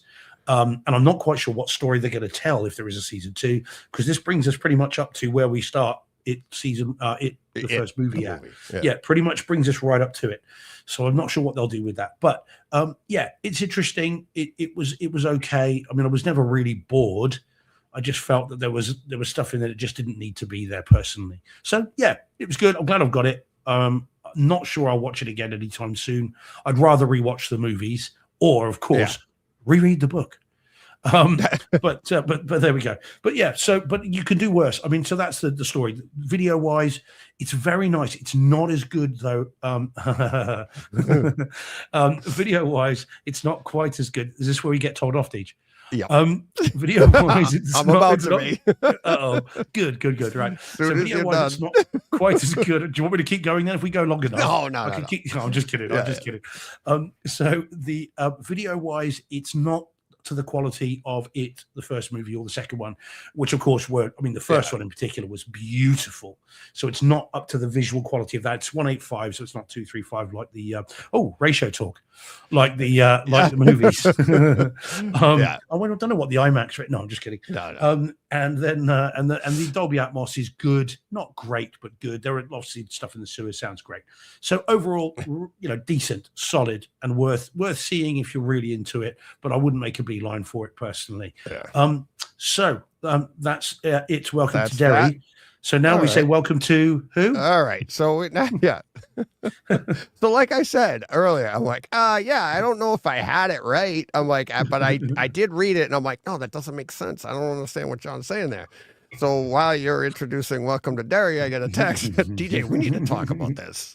It's like, you're misquoting me and getting it completely wrong. So John. Tell him, John. Put me in my place, buddy. Well, you say my name 3 times and I turn up. Mixelplick. Okay. So, all right. I was talking about, because the person had just taken a generic shot from Dune and just cropped it. Whereas actually, I know in Dune in particular, because I remember when we do IMAX versions, you reframe it. You don't necessarily, and sometimes you render it, like for example, the 235 versions, you'll render out to the sides because it will look unpleasant if you just crop it top and bottom. So I know they did that in Dune quite a lot. There's a few shots where actually they re-rendered and put extra bits in for the 235 version. So it actually does get wider. Yes. So you actually there's more information on the on to the left and right on the widescreen version, as opposed to not all shots, but some of them. It just depends. Yeah, you go through each shot, and it's how well does it look. If you just crop it top and bottom, it can look it can look a bit odd. So therefore, you go, okay, we have to reframe it, and then you end up rendering stuff out to the sides. I know in June they did quite a few bits because they actually, if you watch the 239 version, I think there's extra robots or whatever is rendered in the side to make it look more balanced. So they did a whole lot of extra work to make sure that each version looks unique. I mean, if you take, Mandalorian, the recent film, there's numerous versions of that, and each one is unique for the format it's rendered to. I mean, Hail Mary, for example, the way they shot that is they shot it with anamorphic lenses vertically. So the anamorphic lens is 180 degrees round, so it actually gave you anamorphically more top and bottom, which I thought was very clever. Yeah, use of that. That was a way that they really thought about it, and they had some special lenses commissioned. So it would be interesting to watch them. And I meant to say this when we were talking about Spider Noir, is like to actually sync it up and put them on two different screens and watch them and see them real time. And even like Spider Noir, like you said, it's like when we jump back and forth, it's not a seamless jump. It's not like it just like the color goes away. It's like you have to almost like, I mean, it's pretty quick, but you have to restart the movie, and it starts right there, or the episode, right? So it would be interesting to sync up an episode and watch it on two different screens in black and white and color, and you would see the acting differences, the camera angles differences, probably because they're reshoots. And much like you're saying, John, like if you could do both versions, you would probably see it's just not a crop, which I never thought it was just crop, because it wouldn't necessarily be like, in the IMAX, you're going to see, like, say in Maverick, for instance, you see their heads in that IMAX version, and you're going to try to center that and redo. It's not a seamless crop this much, perfect from the top and bottom. You're going to reframe it. But I was under the idea that, like, you're not really getting anything wider. You're going to reframe it, but it's like, I didn't know, like, what you're saying is there is more information to the left and right. Yeah, it depends on how it's shot. So, for example, Disclosure Day, Spielberg's new film, which premiered this evening in Paris, which is premiering in the UK on Thursday. And if anybody happens to be in the UK and wishes to watch it in 70mm, the Odeon Leicester Square is showing the only 70mm print in the UK. Sorry, quick advert for that. But and this segment is brought to you by this segment is brought to you by Steven Spielberg. Yes, yeah, it's like nice of Spielberg to support the show. I'm sure if he wasn't busy in Paris, he'd have jumped on himself. So, he was looking very dapper. He was looking very dapper you instead. Okay, I got you. He was looking very dapper tonight in his Savile Row suit that he got. Anyway,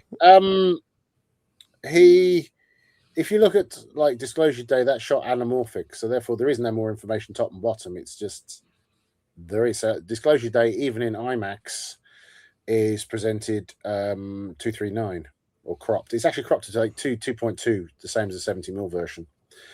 But there is no more vertical information on it. And actually, I think Universal put out a press release, and IMAX put out a press release explaining that that's the way it's supposed to look. Going back to your thing about talking about cinemas showing films, and suddenly you have a square in the middle of the screen. Yeah. This is the thing. It's like knowing how the film should be presented is very important. And it just depends on how the script is done for the projection, that sometimes they get it wrong, and they just it sounds like they just showed it open gate. Nobody put the information in the script. When you end up with a postage stamp in the middle of the screen. Yeah. Well, I wonder if that happens as well more with kind of lower budget ones. So like, if it's a big studio release, they're going to, because I think, did you post it, John, or did I see it? I saw it somewhere where I think it might have been Mandalorian Grogu. There was a letter sent to the projectionists. Yes, there's a letter to all projectionists. We sent that to all projectionists how the film should be framed and shown, and if what size screen you have, which version you should show, because the film, even as a DCP, was available in 239 version and also a 185 version. Because the one that I was talking about with Shane Lee, that was Obsession, which of course was a micro-budget horror movie. And I can't imagine. I mean, it was put out by a studio, but I can't imagine them sending much information out about how you should display it. And the movie's in 4:3. Isn't it? It's either A24 or Universal. I can't remember because it's two films. Universal. Yeah, it's Blumhouse and Universal. Yeah. Yeah. So A24 have got Backrooms. That's it, Backrooms. Yes, because they're the two films that have done exceptionally well this week. So, but yeah, no, Universal would have sent out. I mean, they have very good print management. They would have sent out something. So, somehow, the cinema when it was set up. I mean, you have to remember, unfortunately, a lot of the cinemas have no control over this. It's all done remotely. Somebody's just dialed in and set up the server. And, I mean, gone are the days where a projectionist sits there and QCs everything and checks everything. Unfortunately, just it automatically gets downloaded. And, if there's a problem, then they end up having to ring somebody and they come in the next couple of days to fix it rather than actually having any ability to fix itself now. I mean, well, I think what you say, John, is not every cinema can have an Angus. No, this is true. The man you met himself, yes. Yes, that's the BAFTA of projectionist Deej, who was QCing whilst we were there. Nice. Now, John, can I ask you a very quick question? Right, this is going back to last week. I just need to ask you this, and you're only allowed one answer. Oh boy. Okay, so get brace. Hopefully, anyway. Right. Have you got, and if you have, what is your favorite autographed item? Oh, here we go. Because you know everybody, you've met everybody. I know you have. So if you've got anything autographed, what is your prized autograph possession? Do you even get them? I feel like I don't really get it. I mean, one of the things I wish I'd kept, which is slightly sinister in a way, was on a film I did, and I didn't get paid by Miramax, and I ended up having to almost pin Harvey Weinstein up against the wall, and he gave me a personal check on his private bank account in the UK. Miramax was very weird because they only had. Weinstein and Company was very weird. And it wasn't Miramax, it was Weinstein and Company. Weinstein and Company were very weird. They only had one woman who could write checks, and you could never get hold of her. It's way to save money. I remember Harvey trying to escape, and I remember him getting his driver to open his briefcase and getting his personal checkbook out. And I remember thinking, I now have a check. So you didn't keep it then? You didn't keep the check? I cashed it. I mean, in reality, I should have photocopied it. I mean, you should have taken a picture of it. Yeah, so I think I paid it into the bank so quickly because it was like, I cashed it just in case he changes his mind. Didn't Robin Williams once say about Disney, because he got paid scale for Aladdin, didn't he? And then when it came out, made an absolute fortune. And they initially refused to pay him any money. And didn't he say that's why Mickey Mouse has only got 3 fingers, so he can't pick up a check? Probably, I have to point out though that Disney is very good at paying people. Though, Well, indeed, yes. Don't bite the hand that feeds you, John. Yeah. They get paid usually within 2 weeks, if not a month. I mean, it's funny when we worked at the BBC, that was horrendous. The BBC was absolutely appalling for paying anybody. I used to go to the accounts department there, and I used to go to the guy. Well, these invoices, they'd look them up in the system, and I go, they're flashing. I said, what does that mean? He goes, it's because they're overdue. Are you going to do anything about it? No. Lovely. But now, in theory, because they want to. Good practice, the BBC in theory pays everybody within 14 days or supposed to. But back then it's a different world, isn't it? Yeah. But so would you not sorry, DJ, I'm just me when I've got John on, I love it. Because we were talking about autographs last week, John. This is why I'm asking, and there was that Russell Crowe thing. So would you ask someone, have you ever asked someone for their autograph?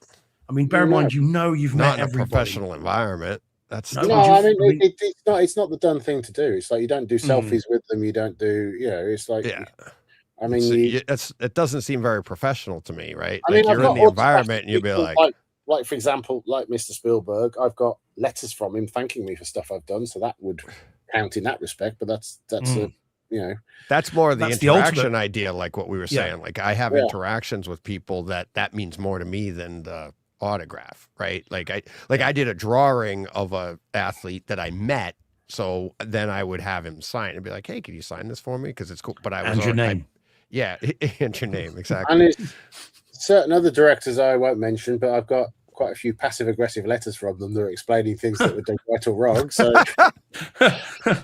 I've got a threatening letter. You're like which I have Sheldon. You framed. got some cease and Yes. desist letters. Hey, don't worry, I get to see him again in court. Yeah. yeah. And this one threatened to break my legs. It's great. Yeah, Look at this. yeah, Look. sure. Yeah, he's got his I got his autograph. Yeah, it's on the what do you call it? The Restraining order. restraining orders. He collects those It's restraining funny orders. though, going back to the last time I actually ever saw Harvey Weinstein was in Cannes, probably about 6 months before he was arrested. And it was quite funny. This Japanese camera crew were chasing him around the driveway of the Nova Hilton Hotel on the front in Cannes. And he saw me and he goes, "Help me." And I was like, "What do you want me to do?" Yeah. I don't speak Japanese. It's almost like a premonition. It was almost a premonition that his life was about to change radically. Yeah, he was being chased. Yeah. Okay, no, that's fascinating. All See, right. I'm very cool. Well, we should apologize now while we're talking about this to the other John. So John Saccone, Yes. who Yeah, he texted us afterwards. he felt attacked. With a Yeah, smiley 'cause face. he has a ton of autographs. I said that too during the show. You I did, was like, yeah, I yeah, know yeah. he has a ton of them, and it's a but most of them, like I said, even he said when we were texting with him after the show, he's like, he started doing a few where you just you bought him online and stuff like that, but most of his he would go to shows and stuff like that's how he He's started. got Carrie out doing it. Fisher's one. His that's his his, kind like, of pride of joy. prize, Mhm. prize possession. So, but yeah, Actually, I've got a passive aggressive letter from Carrie Fisher. I remember developing a script with her. It was very long analysis of what was wrong with the script, and she didn't pull any punches. She was that very doesn't sound very passive, John. Just You're missing aggressive. the passive. That's just Yes, aggressive. well, I think the passive bit was very limited. The aggressive bit was, it was Yeah, you're shouting. being nice. You're being kind to her. She was passive aggressively being aggressive. Yeah, she didn't. If She didn't mess if about. Harry Potter, she would have technically sent me a howler. She was someone who was quite forthright, wasn't she? She didn't mess about. Yes, no, she took no prisoners, and I don't think she needed to. I mean, it's weird because I discovered she went to the Central School of Speech and Drama in London, but she never graduated because she got offered a role in a film that changed her life. When Harry Met Sally. Yeah, No, Blues Brothers, surely Blues Brothers. no, there's still a film called Star Wars, which is Yeah, 50 years Oh, old man, next year. crazy. That's dating us all, John. We're all feeling old with that one, buddy. All feeling old with that.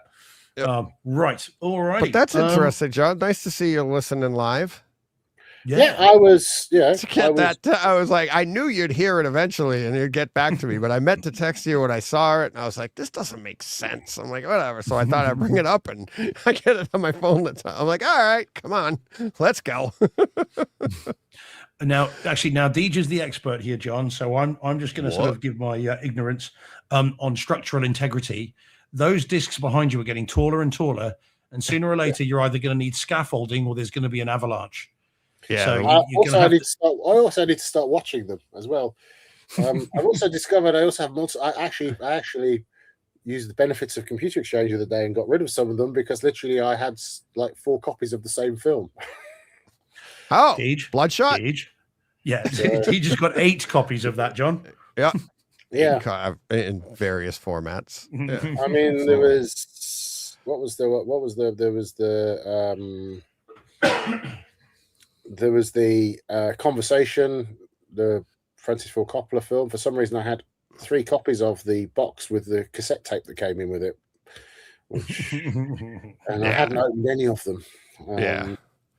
That's before Kaleidoscape, I used to be like, I'd be out shopping, or especially when you go to the store back then, and like I'd be like, you just see the box cover and be like, oh man, I can't wait to see that. I want to own this. And then you take it home, and I'd go to put it alphabetically in my collection and be like, oh, I already have it.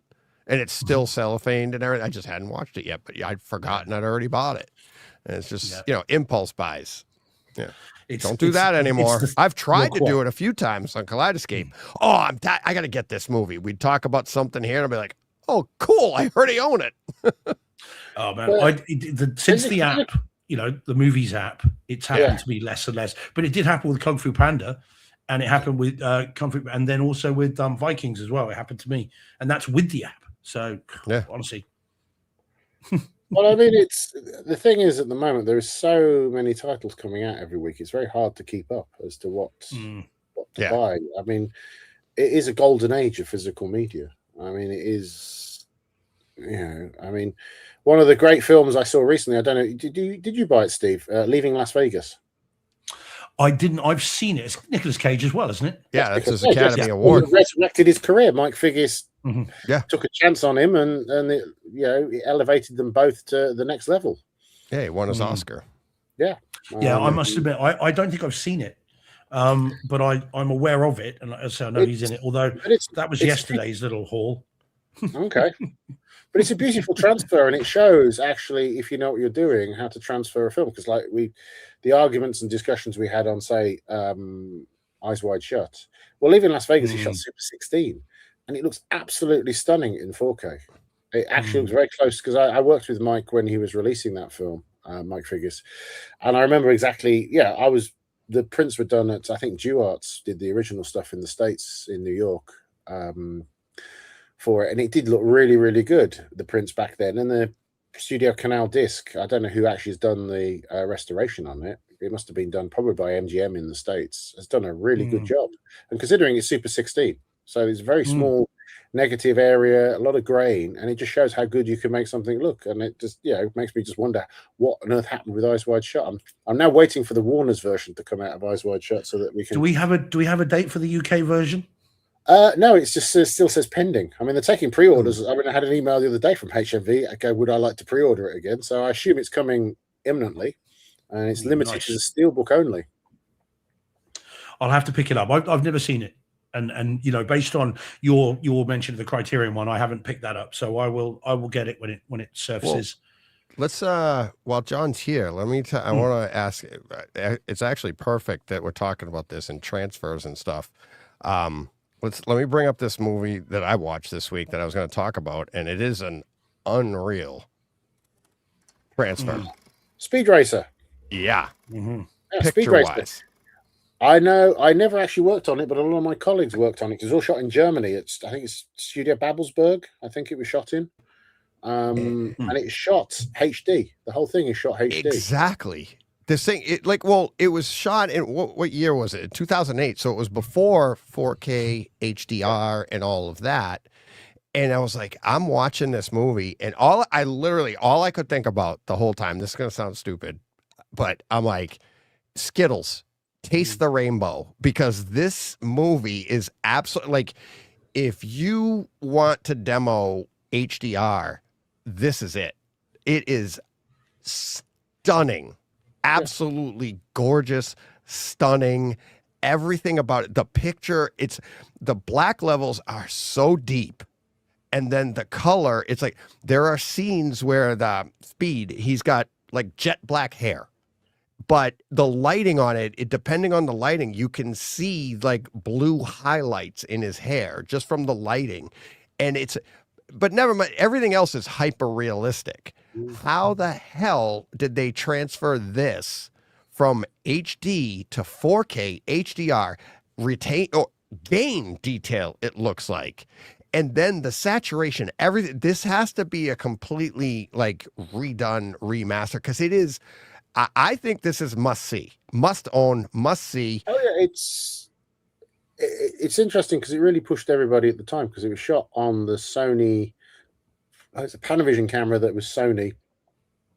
That it was recorded on HD Cam SR tape, so it was actually a tape-based recording. A lot of it, I think, some of it was also recorded to a server, but it's primarily recorded to HD Cam SR, which was 1920 1080. I don't know. I mean, I imagine. I mean, the guys at Warner's are very good at restoration, so they probably went back and they probably used some algorithm to resolution enhance it. I mean, there are some very good resolution enhancement algorithms that don't make everything look plastic and waxy. Is that AI then, John? It's right. It's not AI. See, so everyone gets confused. Like AI is you just let the machine do it itself. What this is doing comparative. It's deep learning comparative. So it looks at incoming and outgoing frames, and it looks to see if it's got a sharper bit of those particular group of pixels, and then it substitutes it. And it was something that years ago when I was working with Larry developed that. John Larry was one of the originators of that process. Okay. Because it was used on one of Cameron's films, which was primarily at focus when they shot the sequence. It's one of his documentaries about diving, and I can't remember which one it was now, but there's a shot where they Ghosts of the Abyss, or it might have been that where they come up towards the research vessel, and the helicopter shot's completely, well, it's not completely out of focus, but it's very soft. So using resolution enhancement and refocusing, it's managed to save it. And I think Speed Racer, they must use a similar technology. I mean, I remember years ago, my colleagues who worked on it, they were all, I mean, you had the very best people in the business working on it. They all went over to Germany to work on this. Well, let me ask you this though. Like, and people are saying in the chat, like, asking about, lots of CGI. Yeah, there's a ton of CGI, and because it's just the nature of the movie. It's the topic. It should be CGI. The background, the tracks, everything. It's like hyper realistic for a cartoon, if you will. You have to see it to understand what I'm talking about, but I'm saying, like, the vibrancy, the color, everything here, it's just the contrast. It's like, this is probably one of the most dynamic pictures I've ever seen. Like, we say Lucy when we think of Subwoofer. This is like Speed Racer is going to be like, it used to be like Thor Love and Thunder, or what's the Doctor Strange, Multiverse of Madness. We always thought that was really, vibrant, and like, that's HDR. This here, it's like, and what I'm saying, like, how they have such a deep black level next to, in it, like, when you look at his hair, you can't do that without HDR. To be able to get those fine lines and those highlights in blue next to jet black, it's like, you can't do that, in my opinion. But we did the panel, John, you were part of it, and talking about, like, it's not the pixel, it's the information.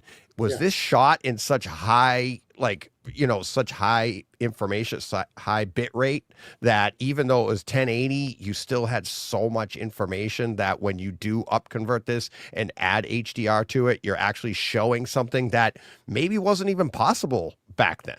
I think probably because of the way it was shot. It was shot in a very unique way, and you're right, they did capture as much information as possible, because a lot of the effects, I mean, the first thing they probably did, because to get the effect pipeline to work, because the whole thing was a 2K workflow, they would have had to have taken the 1920 and done a 6.5% upscale to 2K, and knowing the people who worked on it, they would have probably used similar algorithms that we were using at the time, which were very, very good for doing that. But then because you see, AI is interesting, because everyone just uses the word AI, and it's like a very sort of like dirty word, because it can mean good things, it can mean bad things. I mean, if it's used properly, if it's not just like, you don't just, the problem is some people would like are used to like ChatGPT. We just go, give me a picture of a man walking down the street, and he just makes it up as it goes along. You don't do that. You have to have all the control and the finesse over it. Right. It's a tool. Yeah, it's a tool. And we don't call it re-rendering, we call it reimagining. So what it's doing is it's redrawing the scene in a way that is increasing the resolution, because it's looking at other elements of the frame, of incoming and outgoing frames, and depending on how good a pipeline you have and how many before and after frames you look at, to try and find things that are sharper. And what you do is you substitute it, and it rebuilds the picture from sharper elements from other frames. And it's very clever. If you push it too hard, I mean, what we normally do when we do that is the first thing you do is to sample the grain structure. So you have the stochastic pattern of the grain structure, and then you sample it, you remove it, and then you work on it in a completely clean version where there's no noise whatsoever. And then when you finish, you then re-add the stochastic pattern back again. And now this is where sometimes filmmakers come in and go, yeah, more grain, less grain. And that's how you do it. But I mean, what you can do, you could have actually re-released it without any grain, where it would look very plastic and very strange, because it'd have no texture. And it's interesting, they probably have actually added the noise pattern back in, because this would have had a noise signature from the camera, because cameras back then had quite unique noise signatures, and we used to always sample the noise signature, because that actually works really well. Noise, funny enough, noise is not a bad thing, or grain isn't a bad thing, because it hides ills. It actually makes things look higher resolution than if it was completely clean. I mean, this is the thing you learn when you move up to shooting in things like IMAX, that, yeah, okay, you know, you've got much more resolution, but suddenly you've got a lot more detail, and it's a lot of the things that you couldn't see previously, you can now see, and you're not Flaws. hiding, Yeah. you're not hiding all the flaws. It actually looks too good. And this is the thing. Yeah, you have to like try- Spielberg's Sharpie eye on Jaws, yes, on the hanging shark. It's like nobody ever thought you'd see an eye drawn on with a Sharpie. You know, it's he's there you go. He's back in the conversation again. He's had a very good evening this evening. in Yes, he Paris. has. I'm He's, waiting for my phone to light up and see if he's going to come on. Stop talking about me. Okay, sorry, Steve. Only one work Steve from on the home. show at a time. Yes, this is Yeah. true. Yes, you can't have too many Steves. Yes. Yeah, and I know who comes first.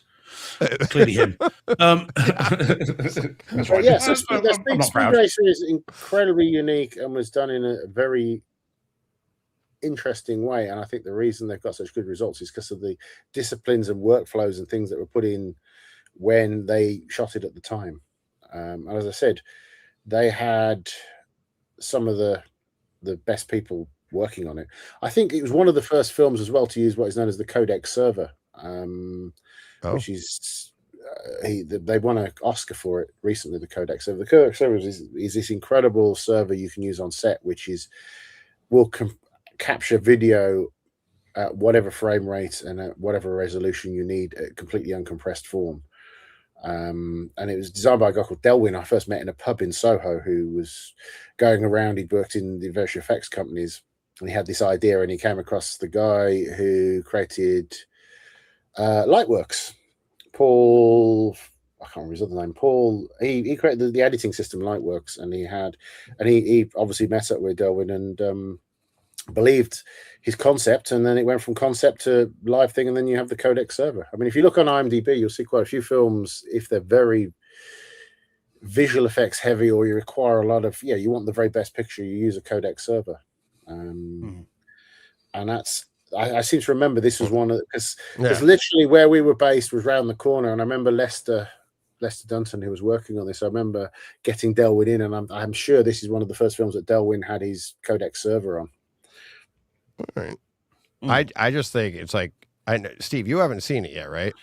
I've tried. This is the one I tried to watch 4 times on, DVD, Blu-ray, and never got beyond about 20, 25 minutes, and it just kind of wasn't for me. Yeah. But because I'd never read the anime stuff, never read cartoon watch or the show. commentary. Yeah, watch the so it Saturday meant morning. nothing to me. Yeah, and the more off the wall it was, the less I think it's about the point where there's a chimp driving the car. I think I was like, I think I might be done here. But are you saying, so Deej, are you saying I should ignore all that and give it another go? Are we risking a number 3 here along with Excalibur Potentially. and Midway? It's like, I was so taken in with the picture quality. The sound's pretty good too. It's not like a reference Atmos track or anything like that. But I mean, it is in Atmos. It is nice. The racing scenes, the cars going all around. It's very dynamic in both aspects. But the picture itself, it's like, it's a PG movie. It's for kids. It's really a good family movie. It's about morals and like business and like what's more important, money or this. And that's kind of what you get at by the end of the movie. So if I think it's got a decent message. Wasn't it it's a reboot of a Saturday morning cartoon, isn't it? Isn't that what it was? Yeah, originally? Go Speed which Race. I'd never seen. Yeah, which I knew nothing about. Yeah, it's almost like when they make a movie about a video game, right? It's like loosely based off of that in a live action, but it's very little live action. Like what they're driving on isn't like, think Cannonball Run in a video game atmosphere, right? It's like that's kind of what ends up happening here. And it's hokey and stuff like that, but it's the overall message, over the top fantasy type movie. But what I'm saying is like the picture quality, it's like, how do you not see like the artistry of what they did here? And then like what we're saying, like it's shot in HD, but this thing looks like it was shot yesterday with the most expensive, highly, sensitive cameras, and it's not. So it's like, what does this mean for other movies? Like what John's saying here, where they could take and realize or reimage a shot, reimagining it or whatever. It's like now I'm like mad they can't do that with other stuff. Like, why don't we do that with other things? And it's like, it makes sense, everything you're saying, John. I could see it. And I know what you're saying. It's not like AI, you just push a button, because it's just a tool. And if it's used correctly, which I feel like it was here, I mean, it's stunning. It's stunning, So should I give it another go, Deej? Is that what we're saying? I would like you to. Yes. Okay. All right. Well, I'll wait when it comes out. What was your problem, Steve, with Excalibur? Oh man, do you know what, John? As I was watching it, I thought of you because I thought you're bound to have had some input with that. Bound to have done. It's shot by my film father, who a guy I used to refer to as Alex Thompson, it's interesting because it's on the back of that film. Alex then got his next film, which he shot, which was Legend, the Ridley Scott Tom Cruise film. Yeah, and that's also a very interesting film because Ridley hired Tom to do that film. His brother Tony then obviously hired Tom to do Top Gun. Well, I had never seen it, so it passed me by. And then earlier this week, whilst in the throes of a horrendous cough and cold, I decided to revisit. So this is the Arrow 4K version, and so I threw it on because all that sword and sorcery stuff. I like all that. But recently, I watched Monty Python and the Holy Grail for the first time. So, of course, that was echoing in my mind. And so watching this, I was coughing a lot. I was very hot.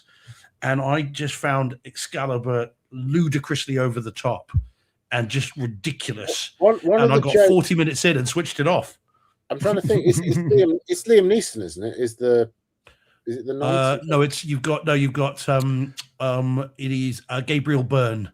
One of the jokes at the time is that he ravages Helen Mirren, and everybody says, but he never takes his suit of armor off. Yeah, well, quite, yes. This is the thing. Yes, it would have been very unpleasant, I'm sure. But I never got 42 minutes in, mate. That was it. I couldn't get beyond that. I just was done. It's a long movie too, isn't it? Almost 3 hours. 2 hours 20, 220. Yeah. It is. It's behind in that pile behind. I haven't watched it yet, but it's. I remember back in the day because Alex shot it very soft. It's very diffuse. There's a lot of It is. Yeah. So I mean, it looks okay. The sound is very odd as well. It's obviously quite an experimental sound mix in as much as so it's in DTS HD 5.1 master audio, so I'd obviously upmixed to Neural X, but everything feels like it's in the center channel right at the beginning, and it's almost in mono, and everything else is silent, and it's really weird. And I'm sure that's deliberate. I don't think that's a mistake on the disc. It's just an odd sound mix, and that didn't help me either. So I was just checked out very quickly. Have you seen? Because I really like the film because it's so off the wall and weird. Have you ever seen Zardos, which is another John Boorman film? Is this the one with Sean Connery? Yes. Is this the guy in his nappy, in his red nappy? Yes. Diaper, Deej, diaper. I haven't seen it, but I've seen stills of it. I know what it is. But I mean, John Boorman, I mean, he's made Deliverance is just, great. And he's done some amazing stuff, but just this was too weird for me. Just too kind of, and again, he is. Oh, right, fine. Liam Neeson. Right, see, I never got to that bit. I never got far enough in it for Liam Neeson to turn up. So, we're waiting for that. I remember that he was dating Helen Mirren at the time. Because Helen Mirren made some very amusing joke when I had dinner with her one time. Because I said, "Oh yeah, oh boy." She said, "I used to date Liam Neeson." I said, "Oh, the big man," and she goes, "Yes, he is." Oh God. Well, if you listen to Hollywood Babylon with that one, yeah. So if you ever listen to Hollywood Babylon with Kevin Smith and Ralph Garman, they do a thing about that at the end of every one. Hey, so you bring me on the show, DJ, and bring the tone down. Yeah, there we go. Bring everyone. Yeah. It was a family show until I arrived. No. Steve and I are pretty good at that on our own. So unfortunately, John, Excalibur has been excised from the collection. It's only the second movie in nearly 10 years that I just can't have in my collection, and the other one is Midway, so they've both been banished to the attic. And I was saying to a friend of mine, so whoever retrieves Excalibur or the remake. Oh no, the remake. But what I've said to my friend is, whoever retrieves Excalibur from the attic will become king. So we'll see what happens. Yeah, it's very much of a time and a place, that film. But as I said, that film is interesting because I say it got Alex, who shot it, he got him Legend with Ridley Scott. So and I mean, if you look at the photography, you can sort of see what obviously Ridley was going for when he hired him to do Legend. Yeah, because they are similar aesthetics, aren't they? They do look very similar. I mean, I've seen Legend, and I can imagine at that time as well. That's the UK film industry must have been very close knit. So you can imagine how they would be doing that. But yeah, man, it just wasn't for me. I mean, I don't mind weird. Though. Well, DJ, you've seen it, haven't you? So you know what it's like. Yeah, it's been a while. Give it a go. Yeah, man. Like I said, it's like... Well, I tell you what, I'll trade you for Conan. I'll send you Excalibur, right? You can send me Conan, and then we'll swap. I know I have that too. I have that set to go to you too. It's I assume we've seen Fight Club. What do we think of Fight Club? We talked about it last week. Yeah. I was very, very happy with it for that movie. Yeah. Bearing in mind, though, John, as I said last week, it's not a movie I've seen a lot, so I can't really compare it terribly clear, detailed wise to the previous ones. But for this movie, I thought it was great. Yeah, indeed. Yeah. Sorry, you said it was. I thought so too. I was like Steve. I haven't seen it a ton, so it's not like I'd be like, I didn't think it. So you weren't aware of all the changes that were made. So you just The blockbuster. Do you have a problem one, with it, John? Is there? Do you have any issues with it? I don't know. I'm not so sure about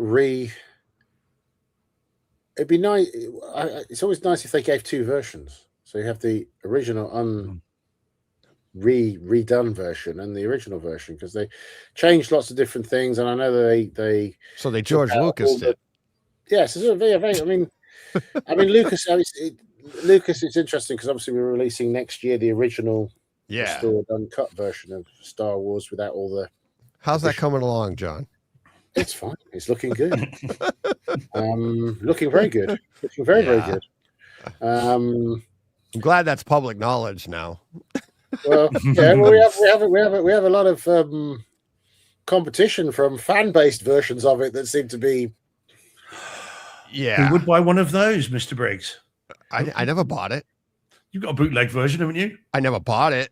Okay. Well, all right, even worse. See, it was handed down, handed over. There you go. It's exchanged. I never paid for it. Oh, fair enough. So I would never support anything like that, but I watch it. It's on my. I haven't seen it in a while. It's on my Zapiti. I don't know if that hooked up, but it's but Fight Club. I think that the blockbuster changes are quite cool. I quite like that. Yeah. And he's put a moon into one shot, hasn't he, and done things like that. But overall, I think it looks really nice. And as I said last week, what I do particularly like is it's now. If you watch that, Seven, and then Panic Room.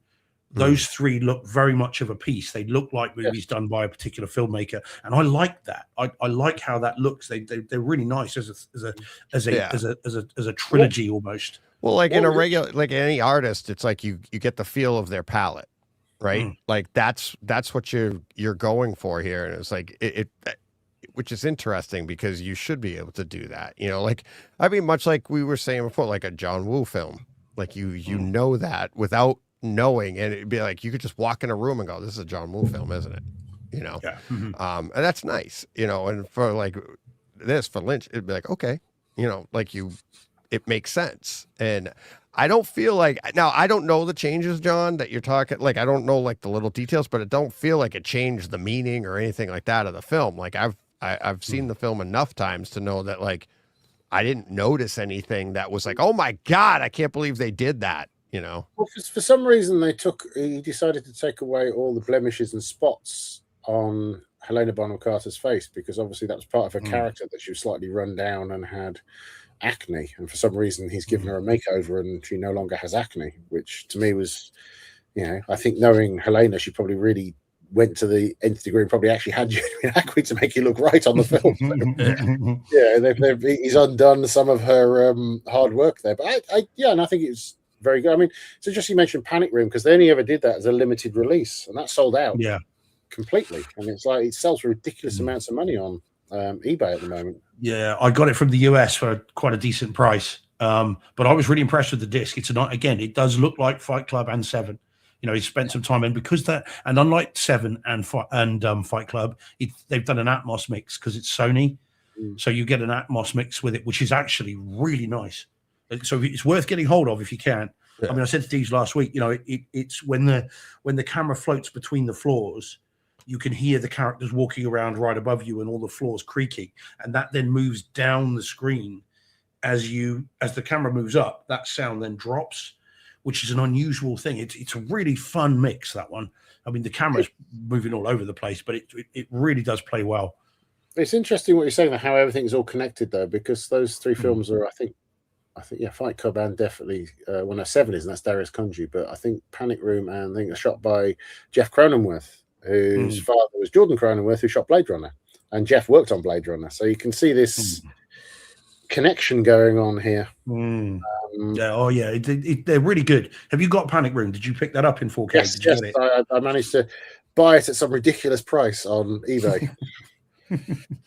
I've been spending some ridiculous prices on eBay this week, but for far less worthy things. I mean, this is the interesting thing, though. It's like the physical media.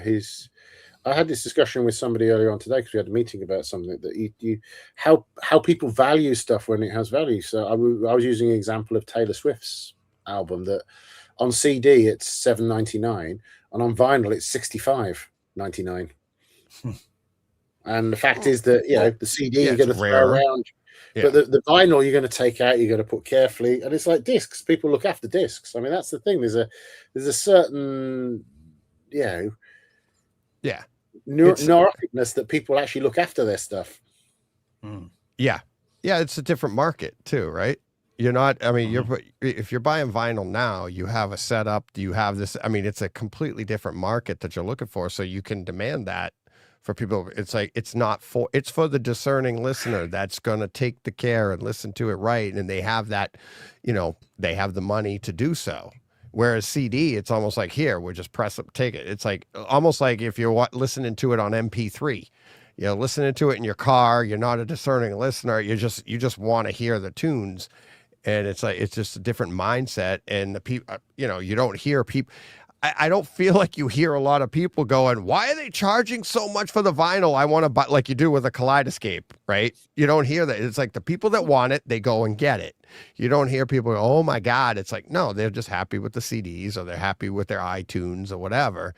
And it's like, you want a vinyl, that's what it costs. That's what it is now. That's the market. Well, I mean, that's the thing. I just find that people get really weird when you say about for example, the Magnetar 4K disc player, which is now in the UK, I think it's £3,500.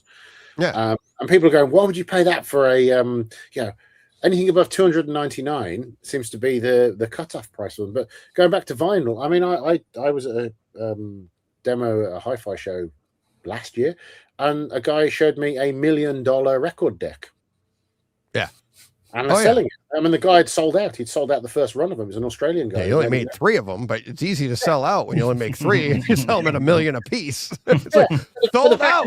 But the fact is that nobody was going, oh, look, there's $1 million record deck. I mean, it's like there's a British company called DCS that makes $1 million CD player.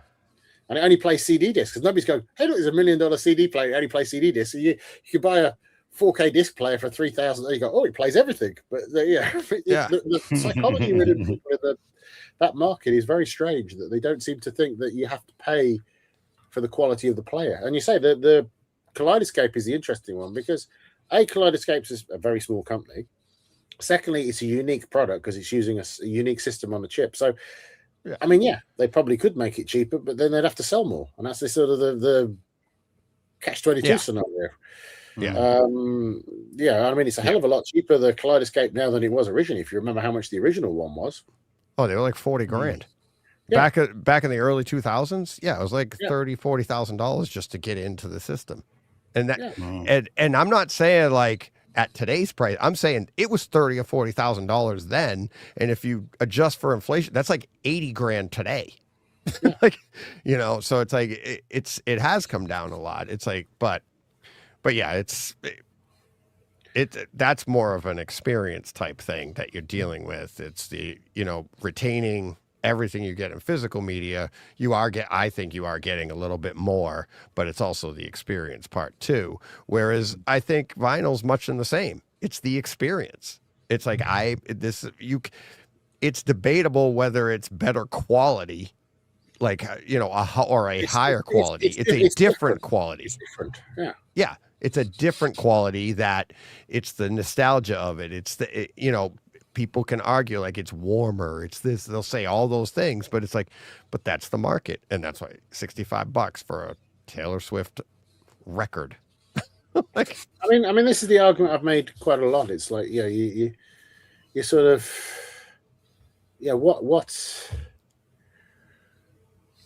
what are people prepared to pay for a level of quality? And it's interesting that, the psychology you're just saying there, nobody argues about $65 for the Taylor Swift album. But discs, I mean, they're creeping up as well. I mean, in the UK, there's a company called Entertainment, which has always been a strange company, Entertainment. But I noticed their discs are now actually £3 more than the other rivals. So, like, a lot of the films they've been releasing are a lot more expensive now. And I know, Steve, you're not going to be thinking, but none of them have slipcovers, so they've cut it down to the bone, and also charge more for them. Well, I feel like you said, it's like they're creeping up, John, and it's like, I mean, you might know better. Obviously, you might know better than we do, but I feel like they're testing. They are the manufacturers. They're testing the market. How high can we go? They'll keep going until we stop buying, and then they'll start backing down. And then they'll be like, all right, how do we get to that sweet spot, right? Because discs, for all intents and purposes, have been the same price since DVD came out. They've been $19.99.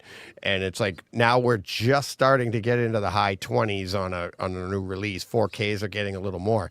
But really, they haven't moved that much. And to your point, John, it's like they're starting to creep up.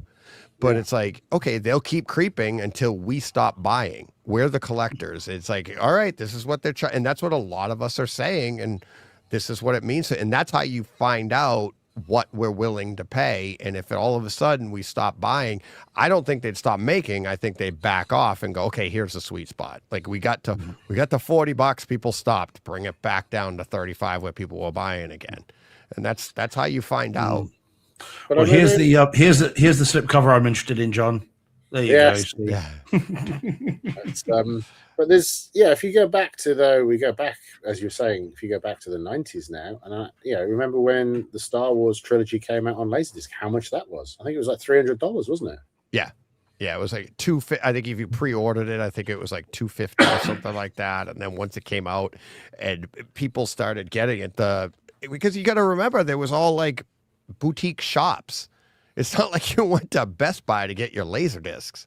So it was like people ordered them, like these shops ordered them, and if they were selling out, they would mark it up. It was kind of like buying a car, right? Yeah. The collector's editions, I only got this many, and they weren't printing a ton more. It took time back then. It's not like, it's out of, you can have it now for $300, or you can order one for $250, but you're probably getting it in 3 months.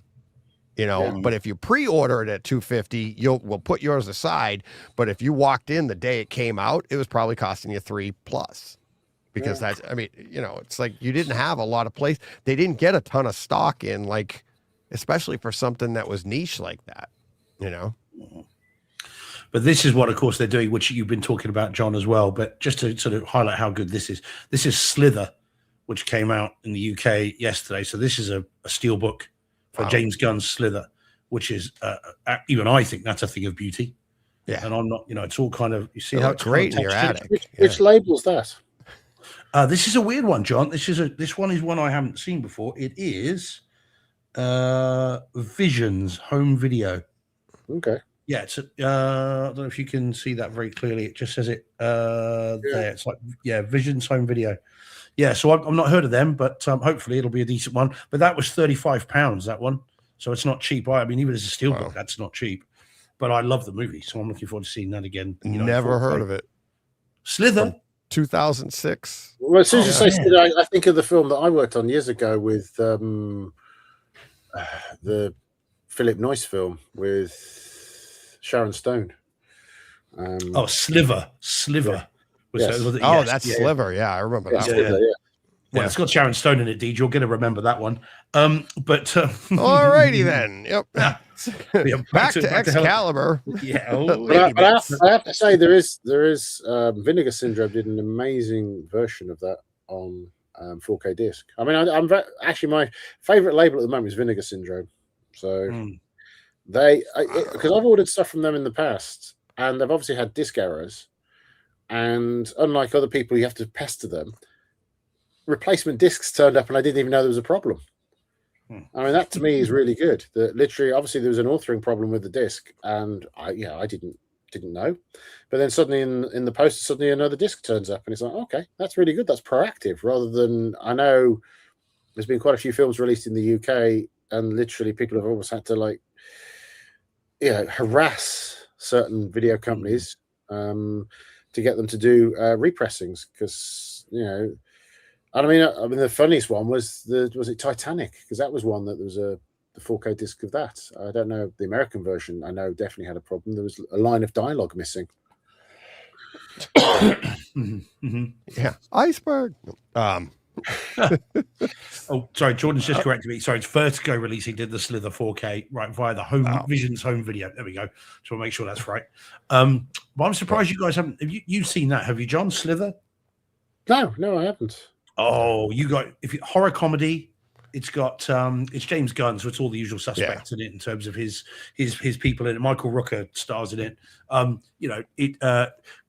Alien sort of meteorite falls to Earth and then begins to take over the local townspeople, and much hilarity ensues. It's really good, gory as hell. It's great. Nathan Fillion. He's so good at it as well. Yeah. It's only an SD on Kaleidoscape. Oh, well, there you go. Yeah, I'm not going to watch that. Much cooler. No, don't do that. No. Well, it's bound to come out over there, but it's well worth picking up, John. If you haven't seen it, it's really good fun. I'm walking past FOP tomorrow, which is always very dangerous walking past FOP. You and I have been in FOP together. Come in, buy me. You and I have done that. In London, I must admit, if you're in London, go to FOP in Covent Garden. It's an exceptionally good palace for 4K discs. They have an incredible collection. They actually have more discs there than the HMV on Oxford Street. Yeah. Oh, yeah. It's great. It is good. Alrighty. Well, right. We'll advertorial. Yeah, we'll get Steve to bed here because it's late. And so we started on time. We ran late. I mean, you never know what you're going to get on the show. What we did have the question earlier. Do you want a preview for something for next week? I mean, obviously, I have stuff left here that I haven't gotten to today. What's the big one that the one you want to preview that one? That one. This will be the one for next week. Yep. Yeah. Have you seen this one, John? What's that? Good luck. Have fun. Don't die. No, I have not seen that. Paul Verbinski. Okay. Good filmmaker. Mouse Hunt, wasn't it? He did, and Pirates of the Caribbean. Yes, he did. Yeah. This is one of his. It's because he's been in movie jail for a while after various flops, and this one is a mere $20 million budget movie, which made a mere $9 million worldwide. Oops. Yeah. So he's probably back in movie jail now. But it's really good. I'll tell you, having seen it, and and I hadn't seen it in theaters, and I watched it last night, and I was 20 minutes in before I was texting Deej and John, just going, "Oh yeah, fellas, you need to see this. It's great, and a hell of a home theater experience."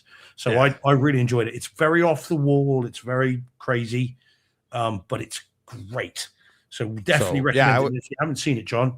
I was going to try to get that one in for today's show. I wasn't able to because it's 2 hours and 14 minutes long. I didn't have enough time when I got home from work to get that in. But I do have it. It's on Kaleidoscape 4K, all the Dolby's, Dolby Vision for Dolby Atmos. So I'm definitely getting, that's the one. And Steve and I were like, before the show, I'm like, let's do that one next week. And then we had somebody in the chat like, how about you guys preview something? So there you go. Yeah. Good luck. There's one other one as well. Die. I mean, it's funny that film seems to be getting longer and longer. I mean, it's like if people didn't realize, the Doomsday that's coming out later on this year is 3 hours and 47 minutes long. So, Oh my God. what happened to like when we used to make films like Red Heat? That was like 86 I'm minutes long. telling you, guys, we've got to do it. We got to get the Bright Side Depends going. We're like, I mean, we got the Bright Side home theater. Depends. Get yourself the jumbo soda, a popcorn, and the Bright Side home theater Depends. Oh yeah, the 40 Enjoy ounce the power sword. movie. And the other one for next week as well, which I'm going to watch hopefully, which I haven't seen yet, is this one, which is When Evil Lurks. Oh, Which is, I've been talking to never heard Shane about this. Is no, me neither until about 2 days ago. Which is an Argentine movie.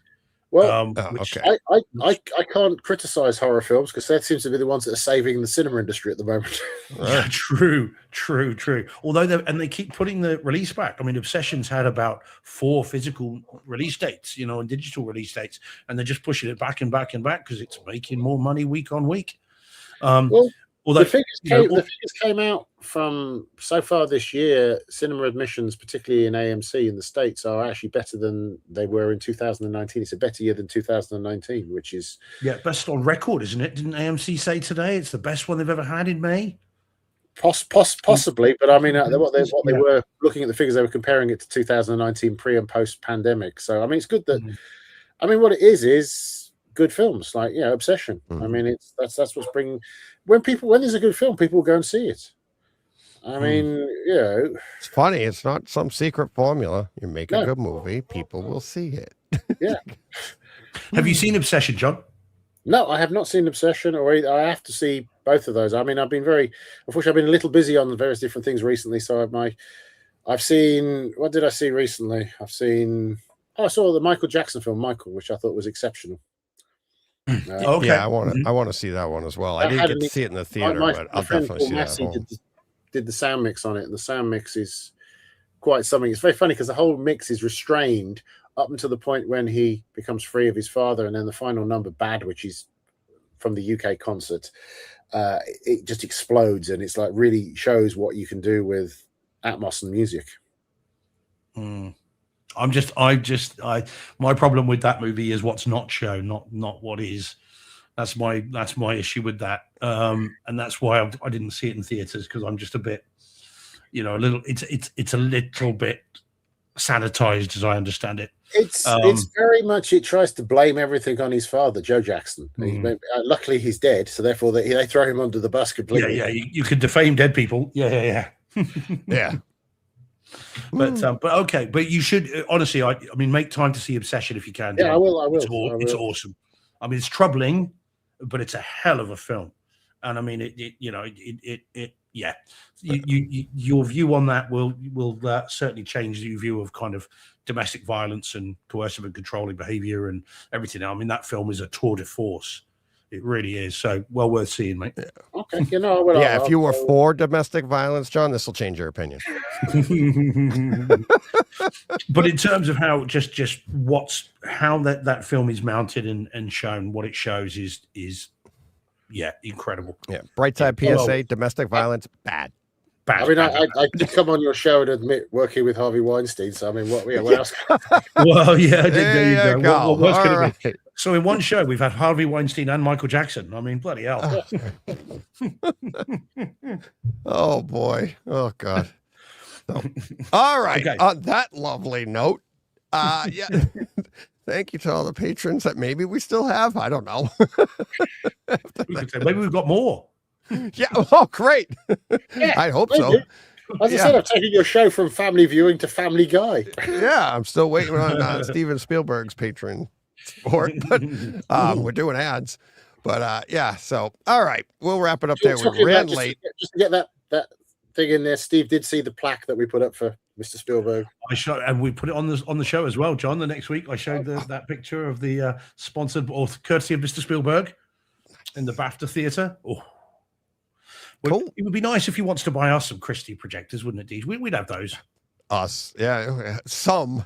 I only need there one. Are two in the BAFTA one, so we could have one each. There you go. When they're done with that one, when we're done with those, we'll donate them to the podcast. I don't know what we do with the damn thing. I mean, I need they- a whole that's the new size room. of a room. Yeah. Yeah. Well, on that note, we should also go see Disclosure Day. It's out next week. There we go. All right. There's an ad. All right. Other than that, until next time, you know what you got to do. Go push play. What he said. That's right. Thanks, guys.